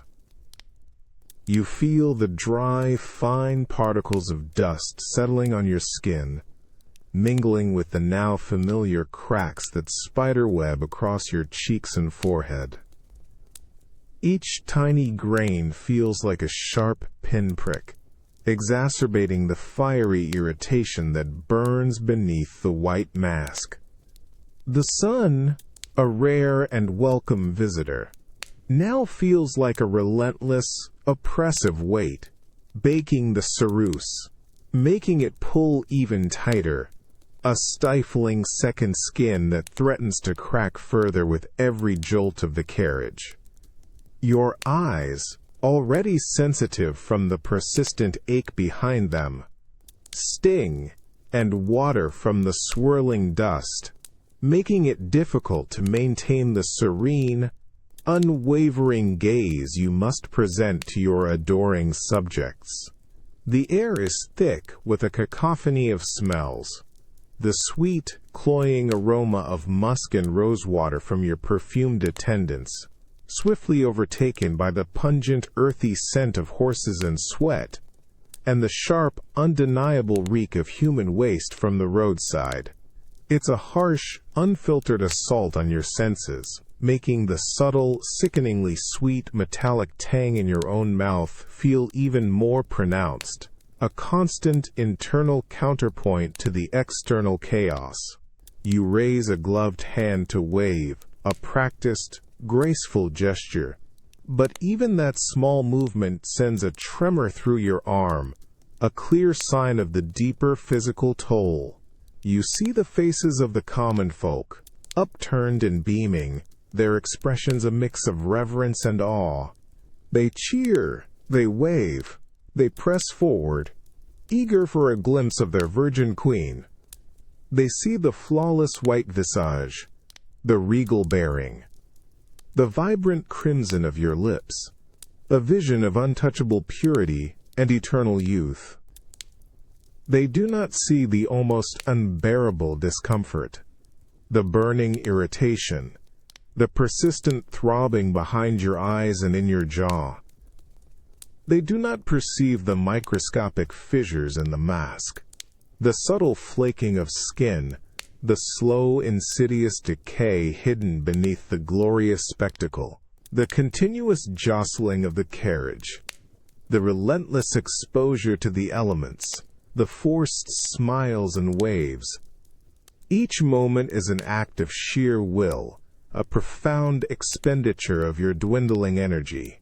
The royal progress, designed to connect you with your people, to display your power and vitality, has become a grueling public performance of endurance. You are a living monument, slowly weathering, slowly crumbling under the relentless gaze of your kingdom. The perfect beauty, the unblemished ideal, is being tested, stressed, and subtly, yet undeniably, broken down by the very elements it was meant to defy. The dust that settles on your cerus is more than mere dirt. It is a visible layer of decay, a stark reminder that even a queen cannot escape the relentless march of time and the harsh realities of the world. The biting wind whips across the open countryside, carrying with it a relentless onslaught of fine, gritty dust. It swirls into the open sides of your carriage, coating everything in a faint, earthy film. You feel it settle on your elaborate gown, on the velvet cushions, and most acutely, on the already cracked and straining cerus that forms your public face. Each gust feels like a physical assault, lifting the delicate particles and grinding them into the tiny fissures that now spiderweb across your cheeks and forehead. The burning irritation beneath the mask intensifies, a raw, insistent protest from your skin, exacerbated by every minute grain of grit. You feel a frantic, whispered attempt by your lady-in-waiting to smooth away the accumulating dust. Her hand, covered in a sheer silk cloth, hovering inches from your face. Her eyes are wide with a nervous urgency, darting between your regal composure and the visible encroachment of the elements on your pristine white mask. She tries to brush away the fine layer of dirt, but her hesitant touch only seems to highlight the imperfections, creating streaks that reveal the faint, splotchy redness of your inflamed skin beneath. You offer a slight, imperceptible shake of your head, a silent command for her to desist, knowing that any further interference will only worsen the precarious state of your facade. The relentless sun, high in the sky, beats down, baking the already tight ceruse. It feels like your face is being slowly pulled, taut, stretched to its absolute limit, threatening to crack more deeply with every subtle movement. When you offer a wave to the cheering crowds lining the dusty road, the effort feels immense, the muscles in your jaw and cheeks stiff and resistant. You perceive a slight, almost imperceptible tremor in your own hand, a betraying sign of the physical toll this constant performance demands. The vibrant vermilion on your lips feels dry and brittle, and you instinctively press them together, trying to smooth away the tiny fissures that have formed. The air, thick with the scent of dust, horse sweat, and the damp earth, feels stifling, a constant, unpleasant counterpoint to the perfume you wear. The persistent ache behind your eyes has sharpened, now a dull, throbbing pressure that pulses with every jolt of the carriage. Your vision, already somewhat clouded, feels blurred by the constant assault of airborne particles, making the faces of your subjects seem indistinct, a sea of eager, yet ultimately critical, onlookers. You feel a profound, growing sense of isolation, trapped within this magnificent, yet crumbling, spectacle. This is a constant battle, a desperate, silent struggle to maintain the illusion of unblemished perfection against the relentless forces of nature and the relentless march of time. The mask, once a symbol of your eternal youth and divine right, now feels like a fragile, heavily burdened shell, demanding every ounce of your will to keep it from completely shattering. Each crack, each speck of dust, each new tremor, is a victory for the elements, a tiny yet profound erosion of your carefully constructed image. You are the Virgin Queen, a beacon of purity and strength, but beneath the visible grandeur, you are a woman fighting a losing battle against the very essence of decay, maintaining your mask against a world that conspires to break it apart, one merciless gust of wind, one blinding ray of sun, one unforgiving grain of dust at a time. The illusion teeters constantly. You stand before your mercury mirror, its cool, reflective surface presenting a stark image of the queen you must be. Your face is a pristine alabaster canvas, the ceruse freshly applied, its unblemished white a sharp contrast to the raw irritation that still prickles beneath.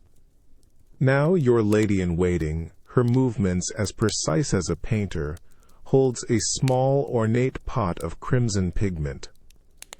A faint, earthy sweetness, mingled with something sharper, almost metallic, rises from the pot.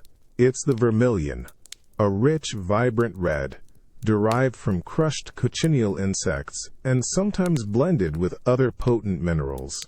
This is the final, defining stroke, the signature of your regal beauty. She takes a delicate brush, its bristles soft against your lips, and begins to carefully apply the paste.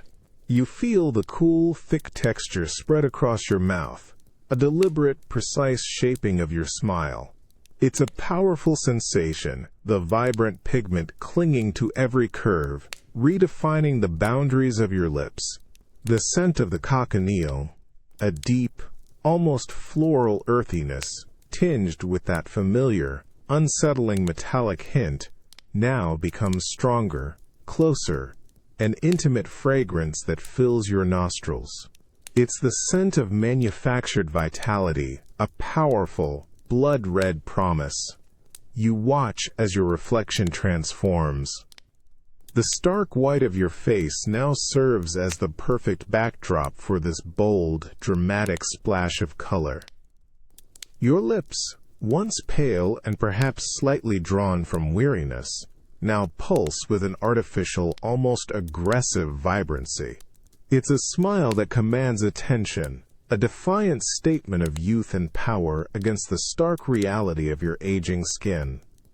The meticulous application covers the subtle dryness, the flaking skin around your mouth, the faint tremor that sometimes afflicts your lips.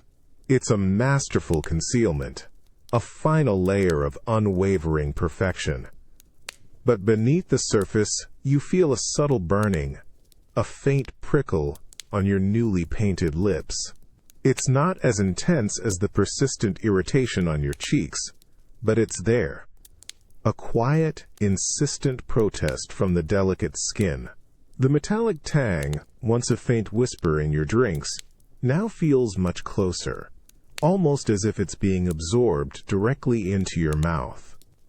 You instinctively press your lips together, sealing the color, and taste a faint, bitter sweetness, a complex blend of earthy pigment and something less natural, something sharp and mineral.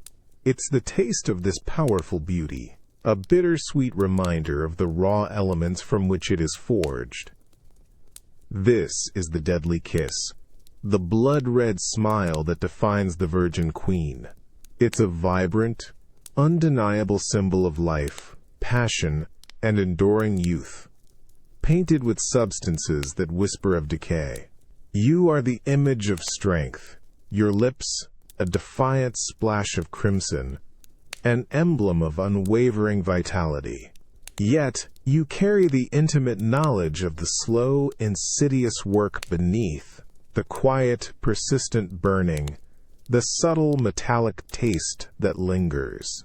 Each application, each bold stroke, is a powerful act of self-creation, a defiance of nature's relentless march, but it is also a silent, daily commitment to a beauty that extracts a terrible, hidden price. You are the painted icon, forever beautiful, forever dangerous. A queen defined by a smile that slowly, irrevocably consumes. The vibrant pulse of a courtly dance thrums through the great hall, a whirlwind of rich silks, flashing jewels, and laughter that echoes against the vaulted ceiling. The scent of sweet wine, crushed herbs scattered on the floor, and heated bodies mingles with the high, lively notes of a lute, creating a tapestry of exuberant life. Yet as you sit upon your gilded throne, a still, pristine figure in the midst of this joyful chaos, you feel a profound, chilling disconnect, a sensation as stark as the white ceruse upon your face. Your lips, painted a vivid, defiant crimson, are fixed in a regal smile that feels utterly alien to the raw, tender skin beneath. The burning irritation on your cheeks and forehead has intensified, a persistent, fiery hum beneath the smooth, flawless mask, a stark counterpoint to the vibrant life unfolding around you. Each loud burst of laughter from a nearby group of courtiers, each energetic flourish of the lute, seems to grate against your frayed nerves, sending a jolt of pain through your temples. The vibrant colors of their clothing, emerald, sapphire, ruby, blur into a dizzying kaleidoscope, overwhelming your senses, making the world feel too bright, Too loud, too alive. You watch a young couple, flushed with exertion and joy, whirl past in a lively jig, their faces alight with unburdened merriment. Their easy, natural expressions feel like a profound rebuke to the rigid, carefully constructed facade you present. You feel the persistent, metallic tang in your mouth, a bitter flavor that stubbornly clings to your tongue, even as you imagine the sweetness of the wine they now toast with. It's a taste that whispers of internal decay, an insidious, creeping corruption that runs beneath the vibrant, life-affirming spectacle of the court. The stark white of your face, meant to signify purity and an almost divine distance from earthly ailments, now feels like a shroud, actively absorbing the light and life around you, yet giving nothing back. The heavy brocade of your gown, usually a comforting weight, now feels oppressive, stifling, amplifying the clammy dampness that gathers at your hairline, trapped beneath your wig and the dense mask. Your jaw aches with a dull, insistent throb, a constant reminder of the physical cost of maintaining this immobile perfection. You clench your hands, hidden within the folds of your sleeves, a silent, desperate effort to control the subtle tremors that sometimes afflict your fingers.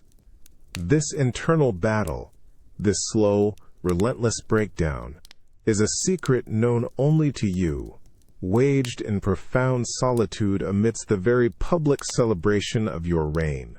This is the ultimate deception, an illusion of eternal vitality presented to a kingdom vibrant with life, while within, a silent, insidious death unfolds. You are the immovable center of their world, a breathtaking portrait of flawless beauty and unwavering power. Yet you are also the fragile shell, the corroding monument, the living embodiment of a beauty that demands an unbearable price.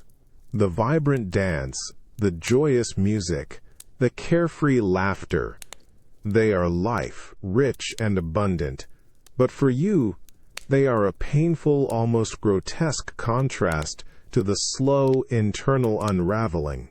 You are a queen, bathed in the glow of 1,000 candles, utterly alone in your internal struggle, a magnificent icon presiding over a feast of life, while secretly, profoundly, embracing a creeping, silent decay. A dull, persistent pressure begins to build, not on your face, but squarely on your scalp, beneath the elaborate edifice of your wig. It's a magnificent creation of curled, powdered hair, a symbol of your eternal youth and unblemished reign, but its sheer weight is a constant, grinding force, pressing down on the very crown of your head. You feel the tight, unforgiving grip of the underlying cap and the multitude of pins that secure it, digging subtly into your scalp, a constant low throb that seems to resonate with every beat of your pulse. The air around you, in the crowded council chamber, is thick with the scent of burning logs and expensive, heavy perfumes. Yet the predominant aroma clinging to you is the faint, sweet metallic scent of the wig powder. It's a clean, almost antiseptic smell, meant to evoke purity, yet it now feels cloying, clinging to your nostrils, and you can almost taste its chalky essence on your tongue as you breathe. Beneath this heavy, scented hair, your scalp feels hot, almost feverish, trapped beneath the dense horsehair and the rigid cap that holds it all in place. It's a stifling heat, a profound lack of air, where your own hair yearns to breathe, to simply be. A familiar, unwelcome sensation begins to prickle, starting at your temples and spreading across your scalp. It's an itch, sharper, more insistent than the one on your face, a furious internal rebellion that demands to be scratched. You clench your hands, hidden beneath the folds of your velvet sleeves, fighting the desperate urge to reach up, to tear off the elaborate construction, to bring immediate searing relief to the burning skin. But you cannot. This wig is as vital to your public persona as the ceruse on your face. It is part of the image, the unyielding icon that is Queen Elizabeth. You feel a subtle tremor run through your hand as you raise it to make a decisive gesture towards a map spread across the table. The movement is practiced, regal, yet the internal effort required to maintain composure, to prevent any betraying twitch, is immense. The pressure on your scalp tightens, a dull, throbbing pain that settles behind your eyes, making the intricate details of the map blur, your concentration fragmented. The constant heat, the biting itch, the relentless weight, they all conspire to create a profound disquiet, a silent, internal scream. This crowning glory, designed to elevate and adorn, feels less like an emblem of power and more like a cruel, insidious burden. It is a beautiful cage, a poisoned halo, its very perfection derived from materials that quietly, relentlessly, gnaw at the vitality of your own flesh. The pristine white powder, so essential to the overall illusion of unblemished youth, feels like a fine corrosive dust settling directly onto your living skin, slowly poisoning it. You are a queen, majestic and unwavering, but beneath the golden curls and powdered perfection, you are a woman trapped, slowly suffocating under the very weight of your own regal splendor, a prisoner of a beauty that promises glory but delivers decay. Finally, the blessed solitude of your bedchamber, the heavy, elaborate wig, which has felt like a crushing weight for hours, is gently lifted from your head by your lady-in-waiting. You feel an immediate, profound release, a flood of cool air washing over your scalp, chasing away the stifling heat that has been trapped beneath the dense curls and rigid cap. A quiet sigh of relief escapes your lips. A private moment of respite, but it is quickly followed by a sharper, more unsettling sensation. Your scalp feels incredibly tender, almost raw, as if the skin itself has been stretched and abraded. The persistent itch that plagued you throughout the day now erupts into a fiery, widespread irritation, 1,000 tiny pinpricks demanding furious attention. You close your eyes, clenching your jaw, as your lady begins the delicate, painful task of brushing your own hair. Each stroke of the soft bristle brush sends a wave of stinging discomfort across your scalp, a profound tenderness that makes you wince, though you quickly compose your features. You hear the faint, dry crackle as strands of your hair, thin and brittle, catch in the bristles. When your lady holds the brush away, her expression carefully neutral, you open your eyes and gaze into the mercury mirror, and there, caught in the bristles, is a small, disheartening clump of your own hair, a dull reddish-brown against the pale wood, far too many strands for comfort. Your natural hair, once thick and vibrant, a fiery symbol of your Tudor lineage, now appears sparse, almost translucent, clinging weakly to your inflamed scalp. Patches of angry redness show through, stark against the faded ginger, a chilling testament to the constant friction, the suffocating weight, and the insidious powder that has permeated your very roots. The metallic tang of the wig powder, which you once only tasted in the air, now seems to cling directly to your own hair, a fine, chalky dust interwoven with the few remaining strands. You reach up, your fingers trembling slightly, and touch your scalp. It feels hot, inflamed, the skin painfully taut, and as you draw your hand away, Another few precious strands cling to your fingertips, a silent, sickening revelation. The vibrant red hair, once a crowning glory, a defiant assertion of your vitality and strength, now feels fragile, compromised, a slowly fading banner. This is more than just hair loss. It's a visible erosion of your very essence, a physical manifestation of the hidden decay.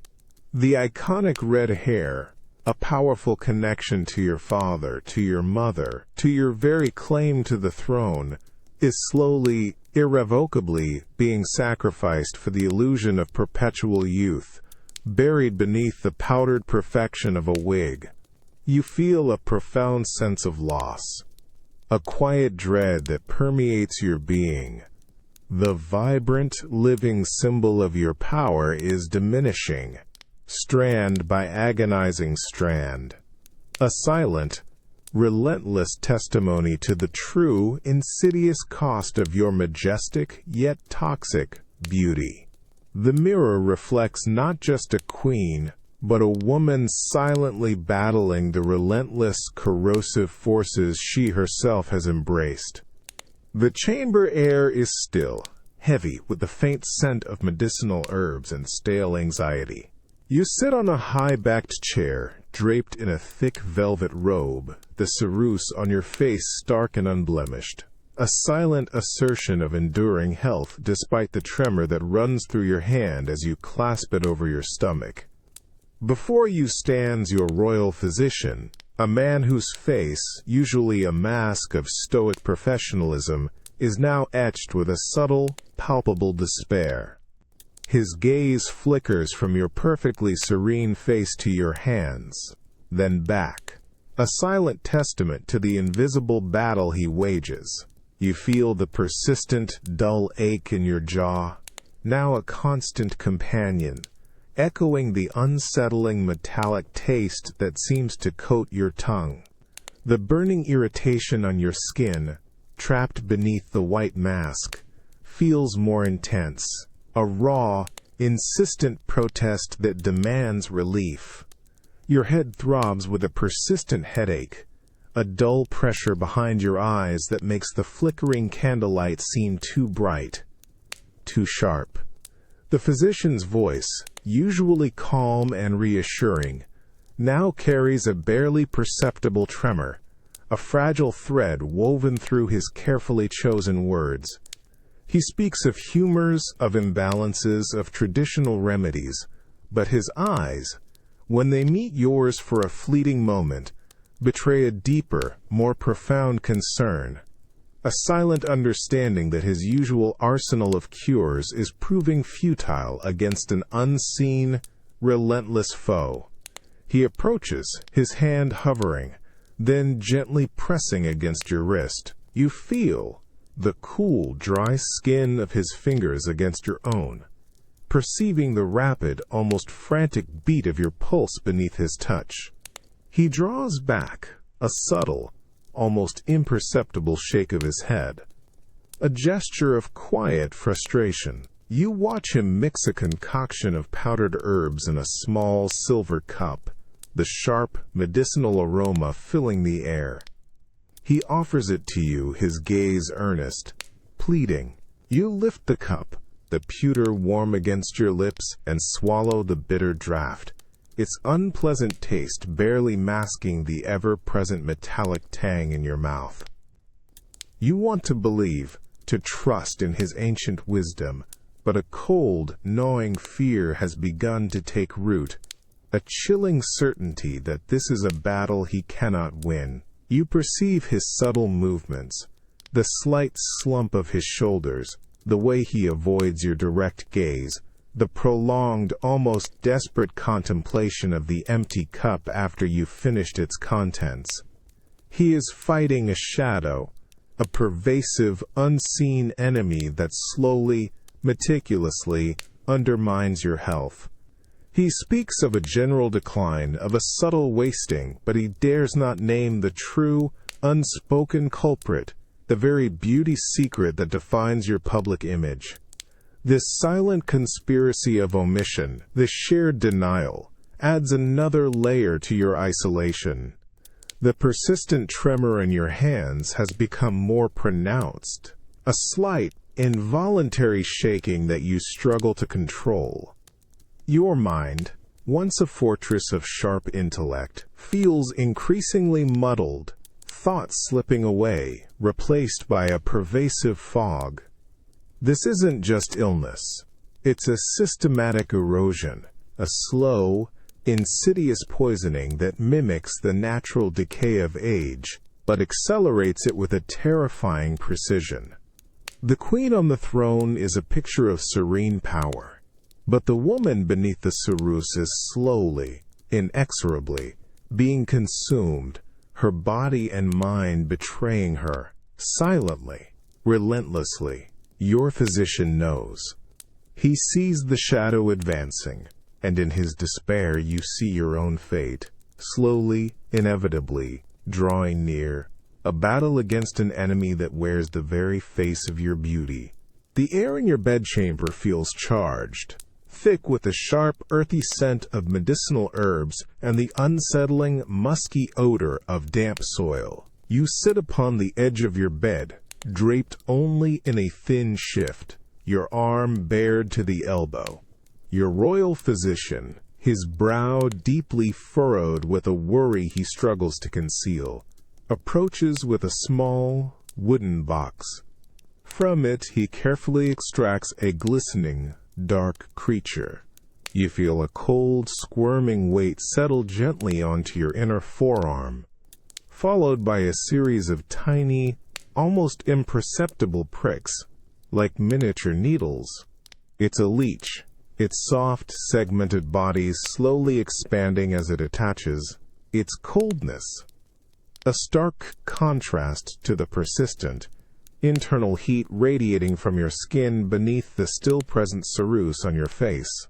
A faint, dull pressure begins where it clings, a strange, drawing sensation as it begins its work, slowly draining what the physician believes to be the offending humors from your royal blood.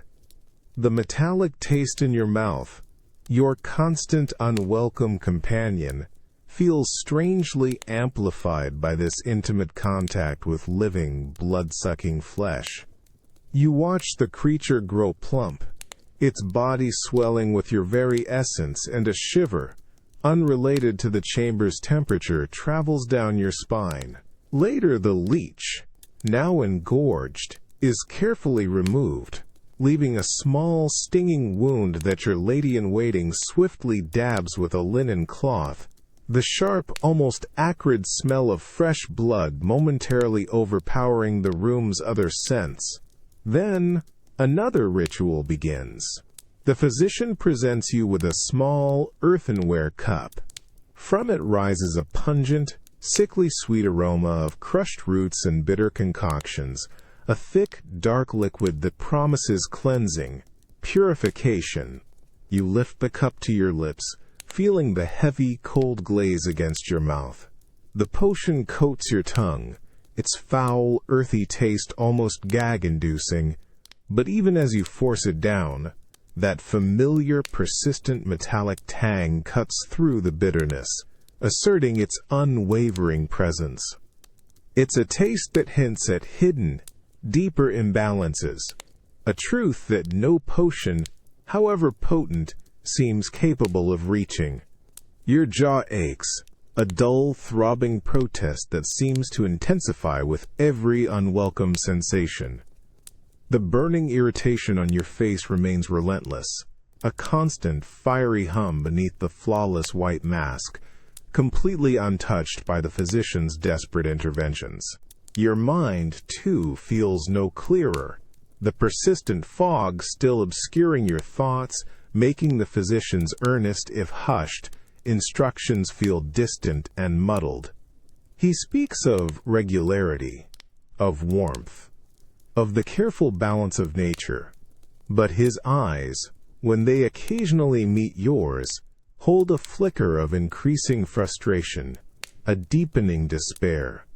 He is doing everything his ancient knowledge prescribes, everything that has always been done for queens and commoners alike, but the insidious internal rot you feel is responding to none of it. You perceive his subtle movements, the slight slump of his shoulders, the way his hands, usually so confident, now hover with a hesitant uncertainty as he prepares yet another poultice of herbs. There's a profound, unspoken futility to these rituals, a growing awareness that the remedies, meant to draw out sickness, only scratch at the surface of a far more pervasive, unrelenting affliction. You endure the strange tastes, the cold pricks, the endless parade of bitter draughts, but deep within, you know it is a losing battle. The true poison, you realize, is not something that can be drawn out by leeches or purged by potions. It is woven into the very fabric of your public being, a cruel, insidious bargain struck for the sake of an impossible, unchanging beauty. You are a queen, surrounded by the best physicians of your age, yet you feel profoundly alone, a living testament to the limitations of medicine against the slow, deliberate decay you willingly embrace. The air in the Privy Council chamber is thick with tension, heavy with the scent of fear and betrayal, a stark contrast to the usual courtly perfumes. Lord Burghley paces before you, his voice low, urgent, each word like a hammer blow. He speaks of rebellion, of disloyalty, of the Earl of Essex's reckless defiance. The news itself is a searing pain, a wound in your very soul, but you feel it filter through a strange, almost detached awareness, as if a protective barrier has formed around your mind. The ceruse on your face, meticulously applied this morning, feels unusually tight, a rigid, almost metallic shell. It's no longer just a mask of beauty. It has become armor. A cold, impervious shield against the raw, visceral emotions threatening to overwhelm you. The persistent burning on your skin, the dull ache in your jaw, the cloudiness in your mind. They are all still there, but now they are subsumed by a fierce, unyielding resolve. You clench your fists, hidden within your heavy velvet sleeves, feeling the tremor that runs through your hands, but you keep your face utterly still, a statue of unwavering power. You perceive the subtle glances of your counselors, their faces pale with alarm, their eyes darting to you for strength, for guidance. They see the unblemished queen, her gaze sharp, her expression impassive, a beacon of unflappable authority in the face of imminent crisis. They do not see the frantic beating of your heart, the racing thoughts, the profound sense of personal betrayal that threatens to shatter your composure. The metallic tang in your mouth, usually a source of quiet discomfort, now tastes like blood, a bitter, iron-rich essence that echoes the gravity of the unfolding events. The news of Essex's march on London, his audacious attempt to seize power, is a direct, personal assault. You feel a surge of pure, unadulterated fury, a white-hot rage that threatens to erupt. But the mask holds. It contains the fire, channeling it into a cold, steely determination. Your voice, when you finally speak, is calm, clear, precise, utterly devoid of the tremor that still courses through your hands. It is the voice of a monarch, commanding, absolute, unwavering. This crisis, this profound threat to your reign, forces you to transform. The ceruse, once a vanity, becomes an essential tool of survival.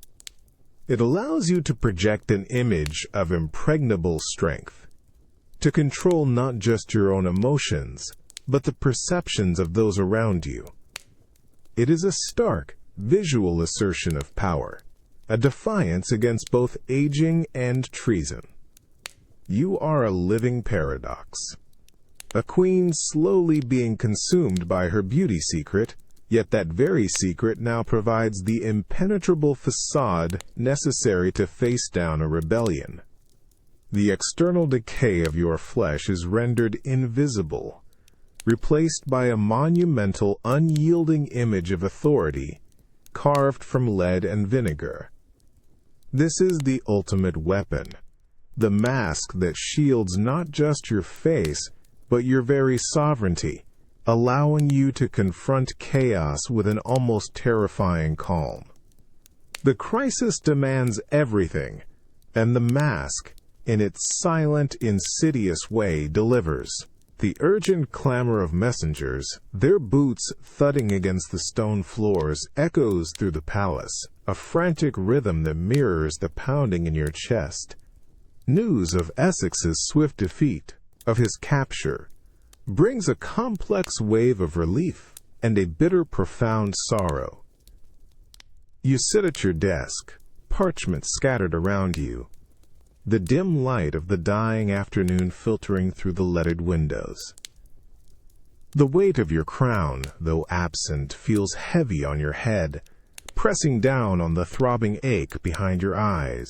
The ceruse on your face, now hours old, feels like a cold, inflexible shield, a barrier against the turmoil within.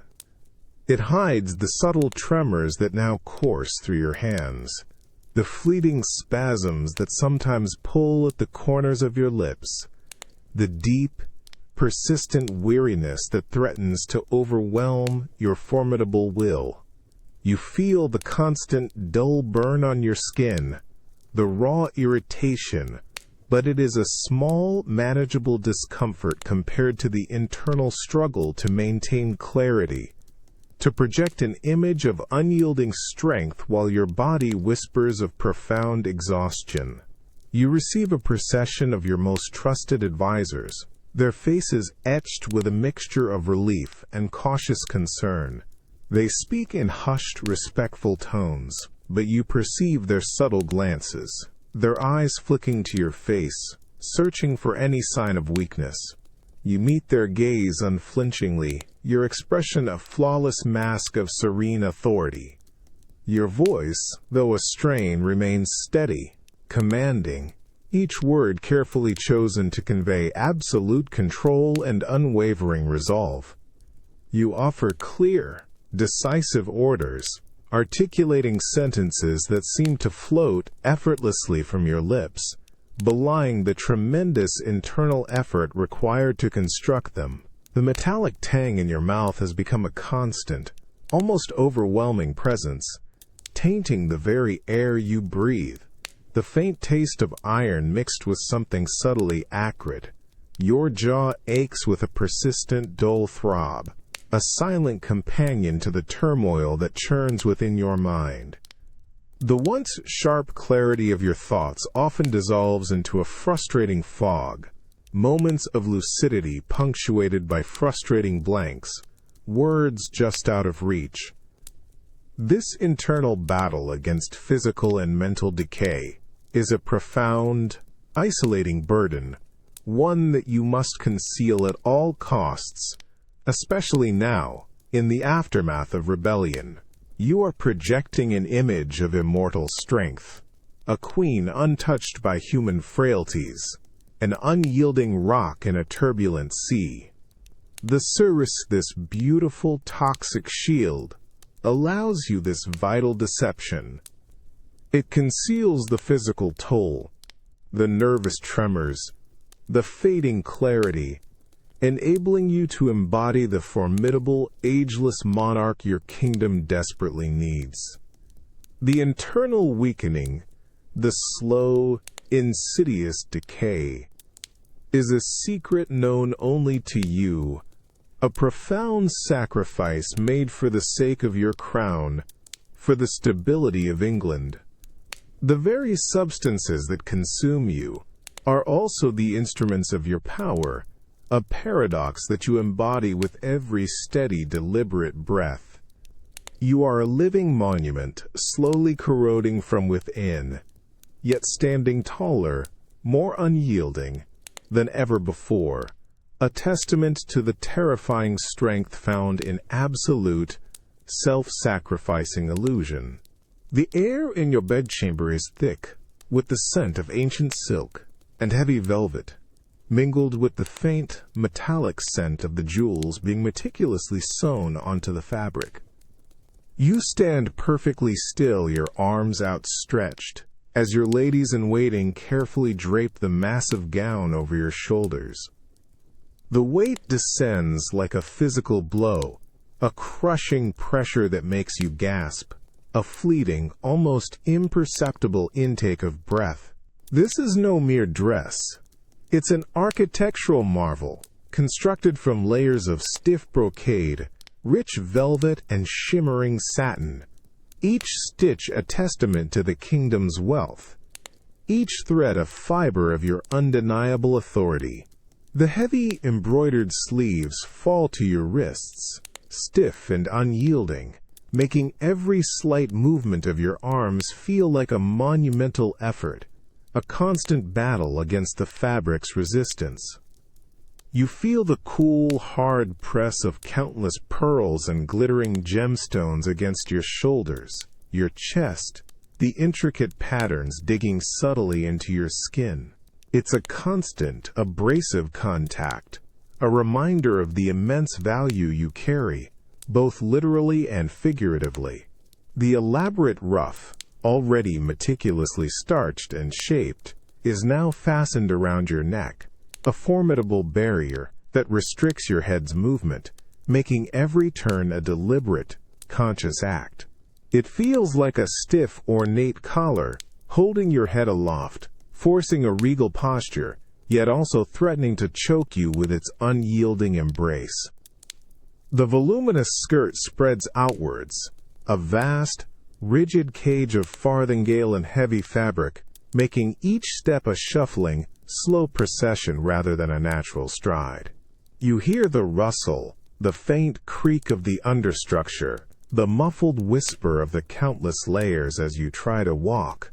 The air, already warm in the chamber, feels instantly stifling, trapped beneath the heavy silks and velvets, creating a suffocating microclimate around your body.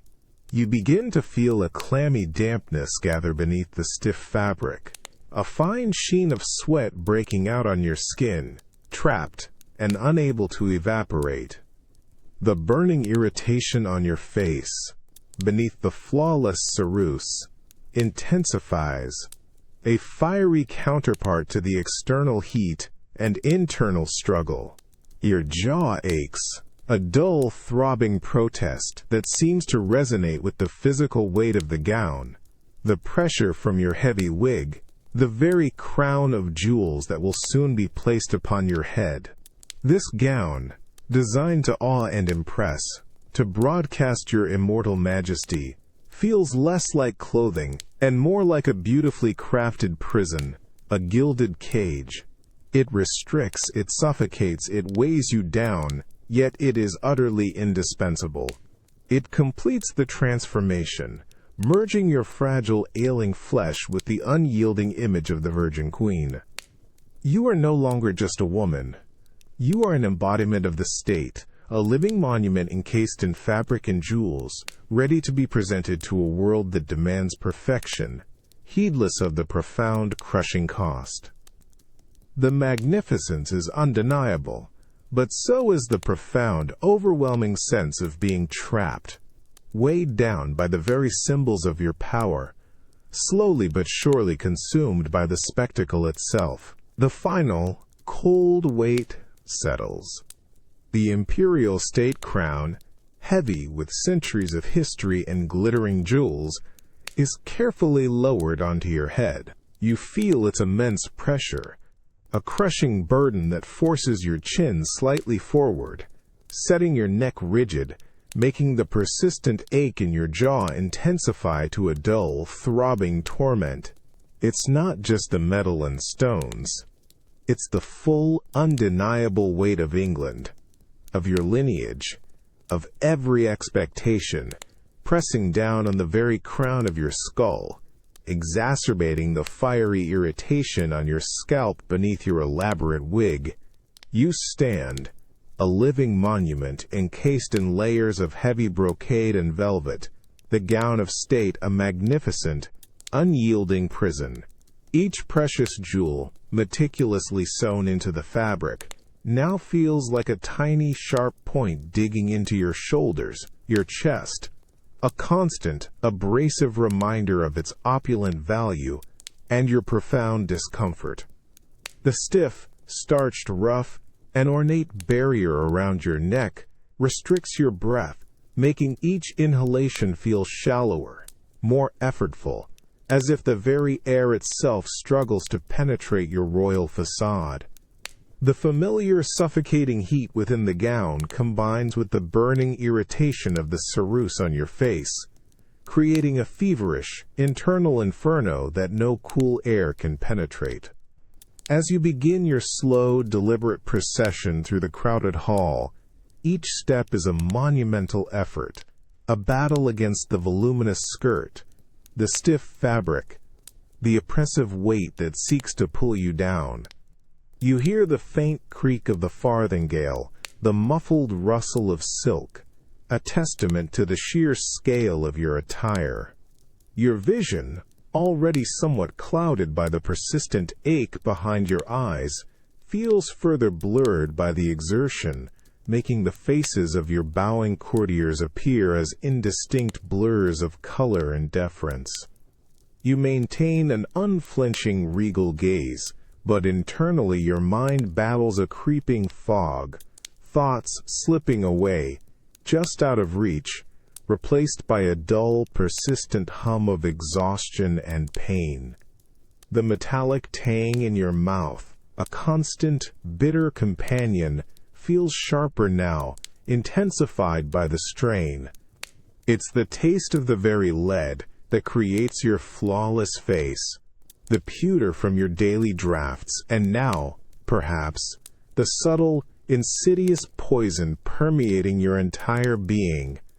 This is the crushing weight of an empire, not just in its governance, but in its very physical demands, its relentless pursuit of an impossible, unchanging image. The magnificent gown, the dazzling jewels, the heavy crown, they are symbols of absolute power, but for you, they are instruments of slow, deliberate torture, each element contributing to the internal decay that slowly consumes you. You offer a faint, regal nod, a flicker of acknowledgement to a loyal nobleman, and feel the tremendous strain on the muscles beneath your ceruse, threatening to crack the pristine surface. The effort to appear serene, strong, eternally youthful, is immense, a constant, draining performance. You are the embodiment of England, an immovable force, yet within this powerful shell your body whispers of profound weakness, of a slow, systemic unraveling. This is the terrible paradox. Your power grows with the illusion, but the illusion itself is an active agent of your destruction. You are a queen, magnificent and revered, yet you feel profoundly alone, a living sacrifice to the unrelenting demands of your crown, slowly suffocating under the glorious, toxic weight of your own empire. You feel the rough, unyielding weave of the ancient tapestry brush against your cheek as you kneel, dropping to the cold, unforgiving stone floor with a soft thud. The air is dense with the heady scent of frankincense and the Queen's signature orange blossom perfume, a rich, cloying sweetness that attempts to mask something deeper, a faint, almost imperceptible metallic tang clinging to the heavy velvet drapes that frame the dais. Your breath catches in your throat, shallow and tight, as a profound stillness descends upon the great hall, a palpable hush that precedes the direct gaze of your sovereign. Your eyes, lowered in deference, First, take in the intricate embroidery of her gown, a shimmering river of gold and pearls that cascades from her unmoving form, spreading outwards like a magnificent jeweled tide. Each tiny stitch, each glittering stone seems to absorb the candlelight, reflecting it back with an almost blinding intensity. Above, her hands, adorned with rings of immense value, rest like carved ivory upon the polished arms of her throne, utterly still, utterly composed. But it is when you finally dare to lift your gaze, slowly, inexorably, towards the heart of her presence, that the true impact strikes you. Her face. It is not merely pale. It is an impossible, luminous white, utterly devoid of the imperfections of mortal flesh. The ceruse, thick and unyielding, seems to absorb all light, making her features appear carved from alabaster, serene and ageless, yet profoundly unnatural. Her eyes, dark and piercing, fix on something beyond you, yet you feel their weight, their silent, knowing judgment, a gaze that seems to penetrate directly into your very soul. The vermilion on her lips is a startling slash of vibrant crimson, a single, bold stroke of life on an otherwise deathly white canvas.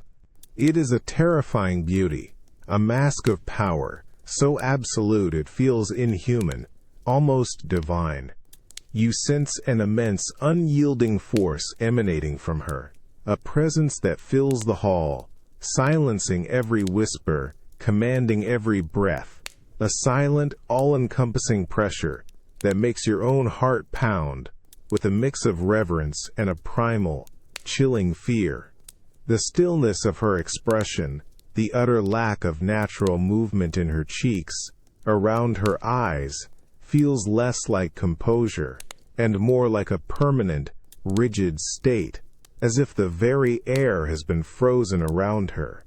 There's a faint, almost imperceptible stiffness to her regal smile, a static quality that makes your own facial muscles tense in empathy, an unconscious mirroring of her unyielding facade. Your ears, hyper-aware in the sudden silence, catch the faintest whisper of rustling silk, as she perhaps shifts a fraction of an inch, yet her face remains utterly immutable, a living icon. It's the face of an empress, yes, but an empress who feels carved from a substance far colder, far more ancient than mere stone, a beauty that promises eternal power but hints at an unyielding secret decay, a profound cost that you can almost feel radiating from her porcelain-like skin. The dazzling perfection is overwhelming, an almost unbearable weight of divinity that instills both absolute loyalty and a profound, wordless terror. You are kneeling before an illusion, so powerful, so absolute, that it feels more real than your own beating heart. You remain kneeling on the cold stone floor, head bowed, the rich scent of incense and the queen's orange blossom perfume filling your nostrils, cloying and heavy. The air is still, almost unnaturally so, as if held captive by the immense presence before you. When you finally dare to lift your gaze, slowly, reverently, your eyes are drawn upward, past the shimmering cascade of her pearl-encrusted gown, past the heavy, jeweled ruff that encircles her throat, to the very heart of her royal being, her face. It is a vision of impossible perfection. The ceruse, thick and absolute, renders her skin a pristine, luminous white, like alabaster freshly carved. There is no blemish, no pore, no shadow of imperfection. Her eyes, dark and piercing, seem to hold an ancient, unblinking wisdom, fixed on a point far beyond the confines of the chamber, yet you feel their immense weight, their silent, unwavering scrutiny. The vermilion on her lips is a startling slash of defiant crimson, a single, bold statement of vitality against the deathly pallor of her face. It is beautiful, yes, breathtakingly so, but there is something profoundly unsettling about it, something that tugs at the edges of your perception, a prickle of unease that settles deep in your gut. You watch her, holding your breath. There is no subtle flicker of expression, no gentle play of muscles around her mouth, no micro-twitch in her brow. Her face is utterly, magnificently still, a painting brought to life, yet somehow lacking the very spark of life. It's like gazing upon a marble statue, exquisitely sculpted, clothed in the finest silks and jewels, yet one that somehow breathes. The uncanny contrast sends a cold shiver down your spine. The stillness feels less like composure and more like a permanent, rigid state, as if the very air has been frozen around her, holding her perpetually in this moment of impossible perfection.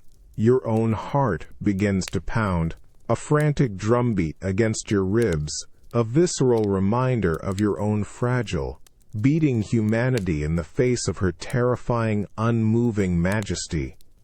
The rich perfume, once alluring, now feels suffocating, mingling with a faint, almost imperceptible metallic tang that you can't quite place, but which seems to emanate from her very presence. Her silence is not merely a lack of words. It's a profound, weighty absence, a chasm that swallows all natural sound, amplifying the quiet rustle of your own robes as you shift, a tiny betrayal of your nervousness. She is the Virgin Queen, an icon of purity and power, an ageless monument to England. But looking at her now, truly looking, you feel a deep, primal apprehension. This perfection, you realize, is not natural. It is a carefully constructed artifice, so flawlessly executed that it tips into the realm of the unsettling. The beauty is there, undeniable, but it is cold, lifeless, a living marble statue presiding over a court of flesh and blood. You feel an almost dizzying sense of disorientation, a conflict between what your eyes perceive and what your innate senses understand. This is a profound, terrifying awe, the kind that both compels devotion and inspires a chilling fear of something almost divine, yet utterly unnatural, a beauty purchased at an unspoken, horrific cost. The silence in your private bedchamber is heavy, broken only by the soft rustle of your lady-in-waiting's gown. The ritual of the evening is complete, the elaborate wig removed, the heavy jewels unfastened, the stifling gown replaced by a simple shift. You sit before your Mercury mirror, its surface now reflecting a stark, undeniable truth that no amount of flattering candlelight can obscure. The usual irritation on your face, a familiar hum beneath the ceruse, has intensified into a raw, pervasive burning, a constant searing pain that threatens to consume your every thought. Your skin, stripped bare of its white mask, is a mottled landscape of angry redness and weeping sores. Patches of once smooth flesh are now covered in a fine, dry flaking, the skin peeling away like old parchment, exposing raw, sensitive layers beneath. You lift a trembling hand, your fingers hovering inches from your cheek, not daring to touch the inflamed surface. The sight alone sends a shiver of profound revulsion through you. Your reflection in the mirror is almost unrecognizable, a ghost of the queen you present to the world, ravaged by an unseen, internal fire. The metallic tang in your mouth has sharpened, a constant, bitter presence that makes your stomach churn with nausea. Your gums feel swollen, tender to the slightest touch of your tongue, and the familiar ache in your jaw has intensified into a deep, agonizing throb, a relentless beat that echoes behind your eyes. Your eyes themselves, red-rimmed and bloodshot, seem to recede into their sockets, surrounded by bruised, purplish shadows that no amount of sleep seems to alleviate. The tremor in your hands, once subtle, is now a persistent, almost violent shaking, making even the simplest task of lifting a cup a monumental challenge. You feel a profound, bone-deep weariness, a crushing exhaustion that clings to your every limb, making movement difficult, each step a struggle. Your mind, once sharp and formidable, now feels shrouded in a dense, impenetrable fog, thoughts fractured and elusive, memories just out of reach. The coherent flow of ideas, the quick wit that defined you, often dissolves into confusion, a terrifying internal void. You try to focus, to summon your formidable will, but it feels like pushing against a wall of thick, heavy mist. This is the body's rebellion, the unmistakable signs of ruin finally breaking through the carefully constructed facade. The price of perfection, you realize, is not just discomfort, but a slow, insidious poisoning that has permeated your very being, systematically dismantling you from within. The flawless white, the symbol of your power and purity, has become an active agent of destruction, silently corroding your flesh, dulling your mind, and weakening your formidable will. You are a queen, stripped bare, confronting the devastating reality of your choices.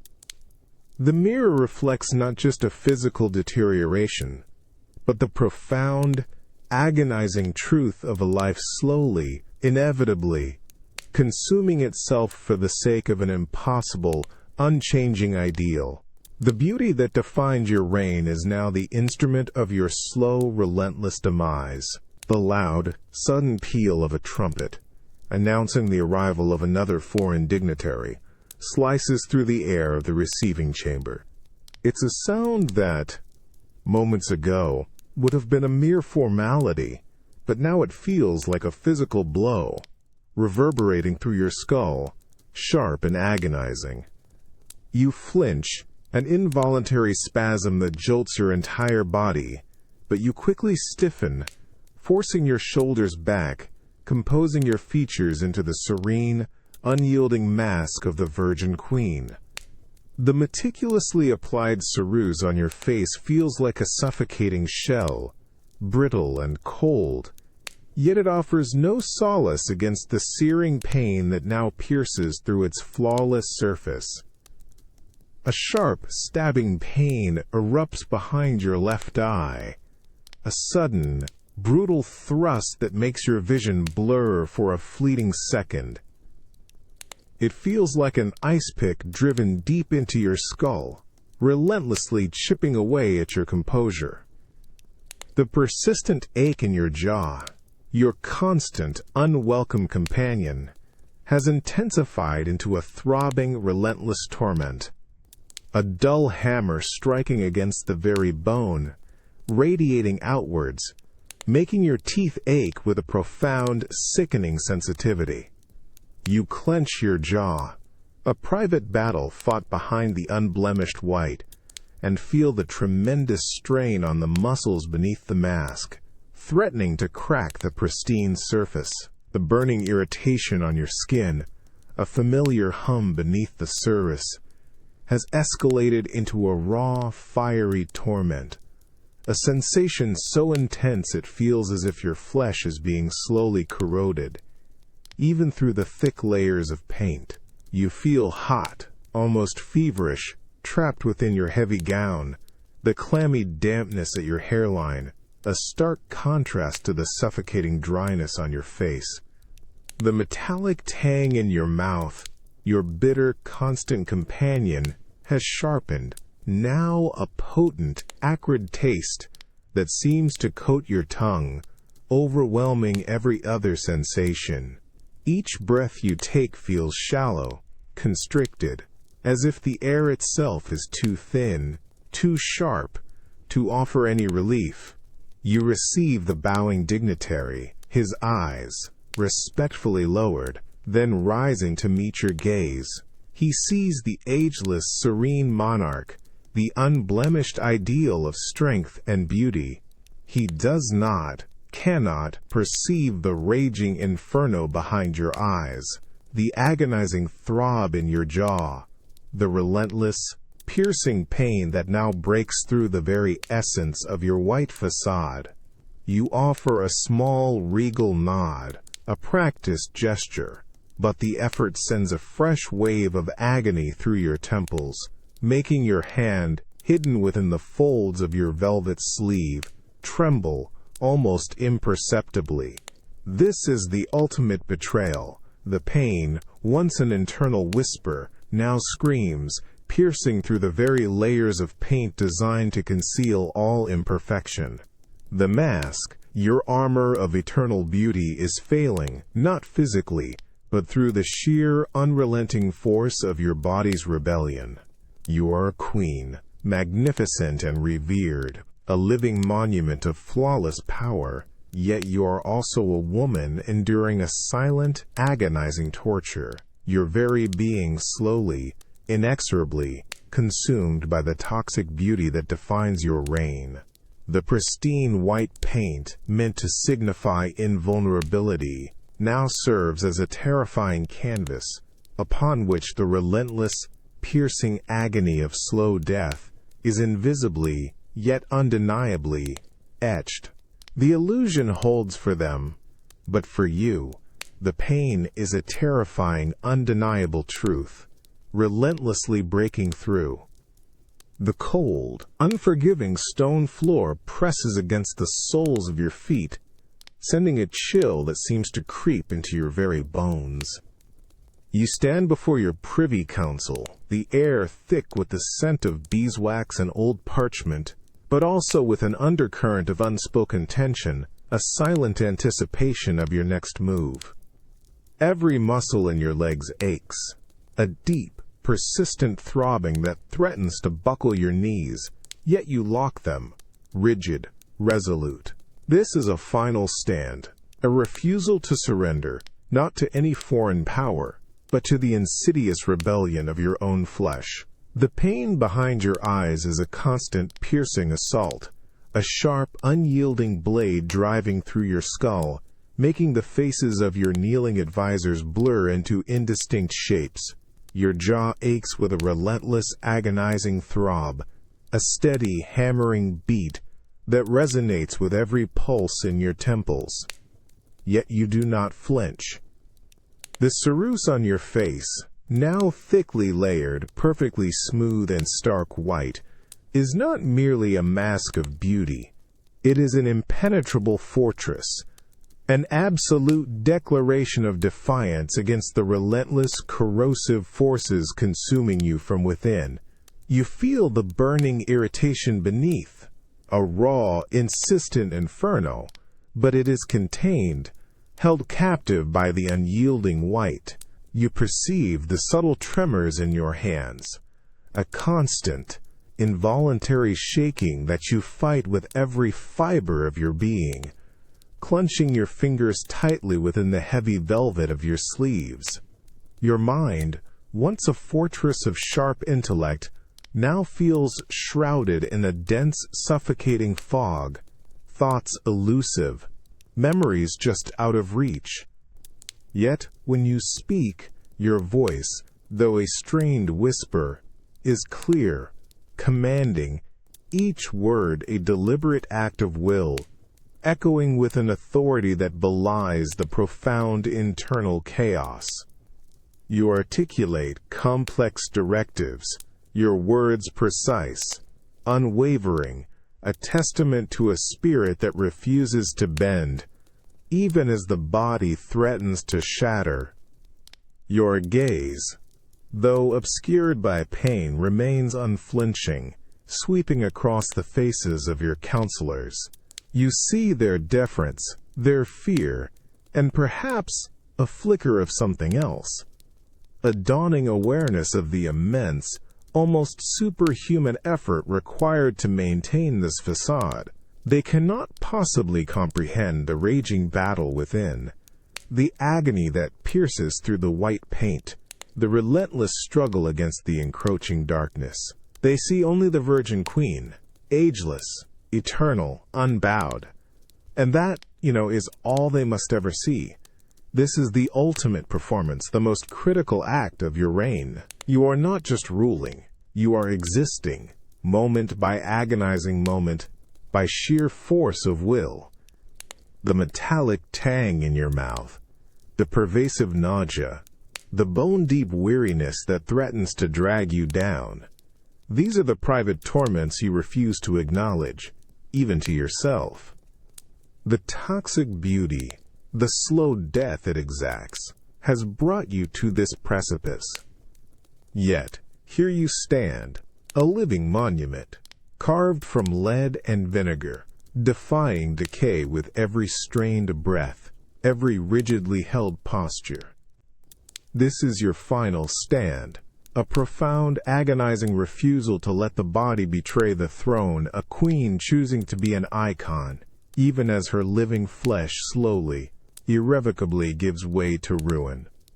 You are unwavering, magnificent in your agony, eternally defiant against the relentless march of time, clinging to the last vestiges of your indomitable will. Each breath is a shallow, rattling gasp, pulling against a chest that feels like crumbling stone.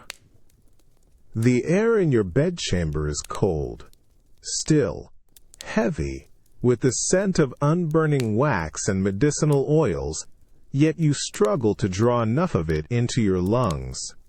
A profound exhaustion has settled deep within your bones, a crushing weight that pins you to the bed, rendering every movement a monumental effort.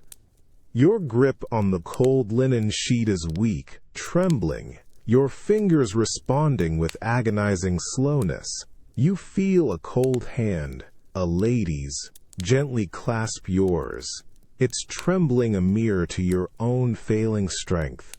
Hushed sobs, quickly stifled, ripple from the figures gathered around your bed, their faces blurred by the flickering candlelight and the growing fog in your own mind. The persistent, piercing agony behind your eyes has receded, replaced by a dull, pervasive ache that now feels like a distant hum, a fading echo. Even the relentless throbbing in your jaw, the metallic tang in your mouth, seem muted, retreating into a soft, indistinct murmur as your senses begin their slow, final surrender. The meticulously applied ceruse still covers your face, a stark, unyielding white against the pallor of your lips, which are now a faint, almost translucent vermilion. It has been your armor, your eternal youth, your defining image for decades. But now it feels less like a shield and more like a cruel, suffocating shroud, holding your true face captive, even in these final sacred moments. A flicker of your eyes towards your physician, a silent, unspoken plea, and he understands. This is the moment. A warm, damp cloth descends, a final, tender press against the leaden white. You feel the cool, thick layers liquefy, running in milky rivers down your temples, mingling with the last vestiges of sweat and tears. Each gentle wipe, each soft stroke of linen brings a profound sensation of release, a slow unraveling of the tightly held illusion. The familiar, burning irritation on your skin, your constant companion, dissipates into a raw, pervasive tenderness, exposed and vulnerable, yet free. The very air, once a struggle, now feels cool against your unmasked skin, a fleeting, exquisite relief. When the last remnants of the ceruse have been gently wiped away, your lady-in-waiting steps back, her hands trembling as she holds the now stained cloth. A silver mirror is held close, reflecting your true face for what feels like the very first time in decades. And there it is. Not the flawless, ageless icon, but the raw, ravaged face of a woman, marked by the relentless march of time, etched with deep lines of pain and weariness, mottled with scars and discoloration from years of toxic beauty. Your eyes, once so sharp, now appear sunken, surrounded by dark, bruised circles, reflecting a profound, ancient exhaustion. Your natural hair, sparse and faded, clings weakly to your inflamed scalp. A final, shuddering sigh escapes your lips, a profound release as the last veil falls, revealing the truth beneath the unwavering gaze of your silent attendants.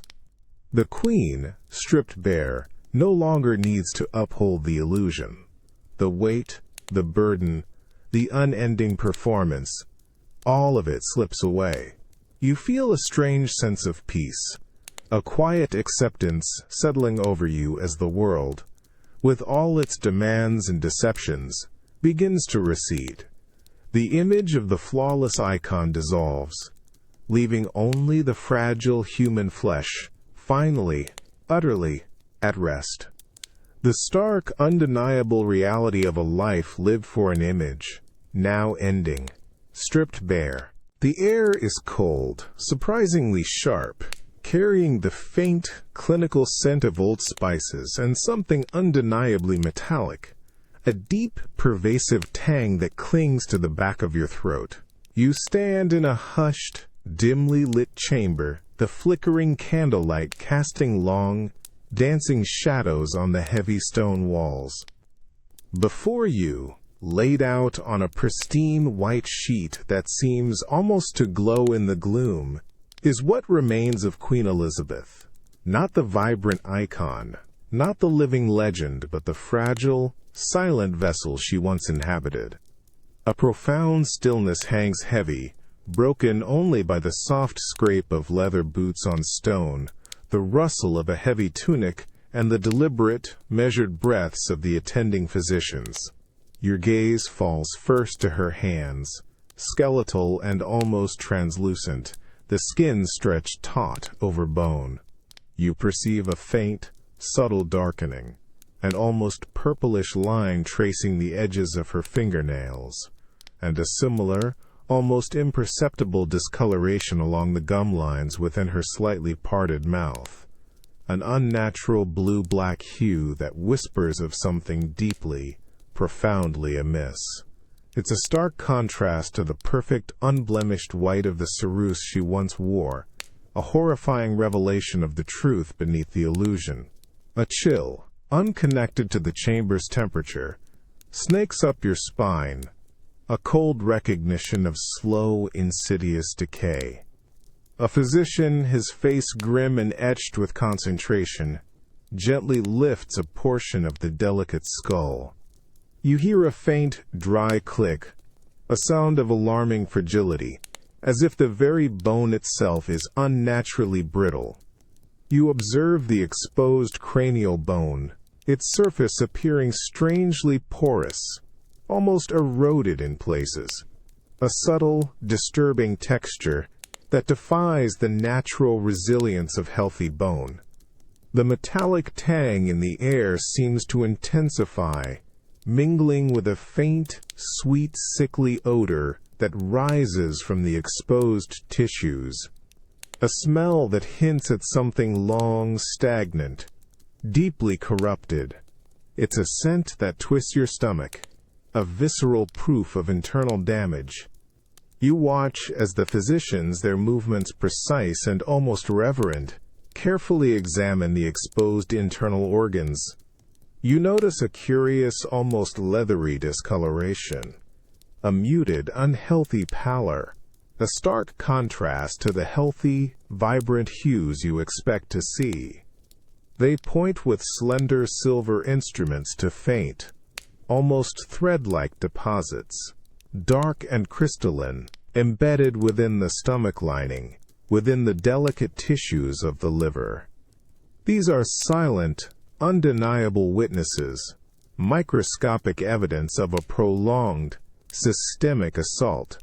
Each dark speck, each subtle discoloration, each fragile bone fragment tells a story far more compelling, far more terrifying than any courtly whisper. The air itself feels heavy with the weight of these discoveries, these silent, undeniable truths. The queen, who once projected an image of eternal youth and unshakable health, now lies exposed, her body a testament to the insidious, slow-acting poison that permeated her very being. The physical evidence is overwhelming, a stark, brutal autopsy of a legend, revealing a body systematically consumed, corroded from within by the very substances intended to preserve her beauty. The metallic scent, the brittle bone, the darkened gums.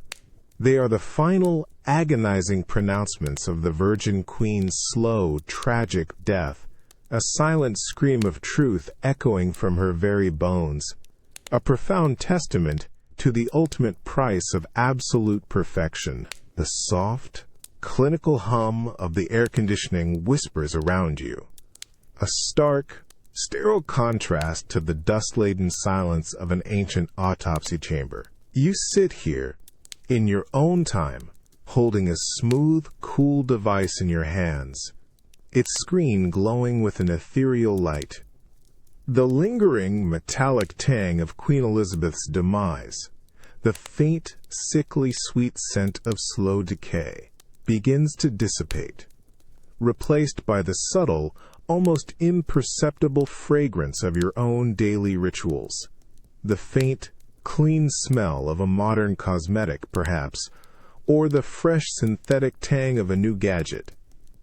You feel the familiar weight of expectation, not from courtiers in a gilded hall, but from an unseen audience, 1,000 digital gazes that demand a different kind of perfection. You open the front-facing camera on your device, and there it is, your face. You perceive the subtle lines around your eyes, the faint shadows, the texture of your skin, all laid bare. With a practiced hand, you apply a fine, invisible filter, watching as your reflection transforms, pores vanishing, lines softening, a subtle radiance blooming across your features. It's an instant metamorphosis, a quick, effortless slide into an idealized version of yourself. You feel the cool, light touch of the digital mask settle upon your image, not a thick, lead-based ceruse, but a translucent, imperceptible veil of light and algorithm. It doesn't suffocate your skin, but it holds your living, breathing reality captive, replacing it with a perfected, untouchable twin. You scroll through an endless gallery of flawless faces, each one a testament to modern alchemy, a testament to the enduring human quest for an unblemished ideal. A subtle pang of inadequacy, a quiet, almost imperceptible ache, settles in your chest, a familiar echo of the Queen's own silent torment. The metallic tang you recall from her story now seems to mingle with the faint, sweet, sickly taste of digital comparison, a new kind of subtle poison. You hear the faint, almost incessant ping of notifications, each one a tiny demand for attention, for validation, for the maintenance of this curated perfection. You feel the persistent pressure to present a life as flawless as the face you project, a public persona as polished and unyielding as Elizabeth's alabaster mask. The headaches you sometimes experience, the cloudiness in your mind, the pervasive sense of weariness, are they not also the hidden costs of this modern pursuit of the ideal? The subtle tremors in your hand as you hold the device, the strain behind your eyes as you scroll, these are your own body's whispers, your own silent rebellion against the relentless demands of an invisible crown. This is the echo of Cyrus, a modern, insidious legacy. You are not consuming lead, perhaps, but you are consuming images, ideals, and expectations that corrode just as surely, albeit more subtly, than the Queen's ancient beauty secret. The pressure to be eternally youthful, flawlessly presented, perfectly composed, is a constant, unyielding force that shapes your daily rituals, influencing what you see, what you feel, what you believe about yourself. Welcome. I'm truly grateful to have you here. Please, make yourself comfortable and take your time. This story was crafted with care, dedication, and deep respect for your attention. I hope it brings you joy, reflection, and perhaps even a touch of nostalgia. Once again, thank you for sharing a moment of your day with me. If this story resonates with you, please like and subscribe. I'm curious. Where in the world are you listening from, and what time is it there? Share in the comments. Ultimately, the masks we wear, whether made of lead and vinegar or pixels and algorithms, tell us less about who we truly are, and more about the enduring human desire to defy time, to escape the messy truth of our own beautiful, imperfect selves.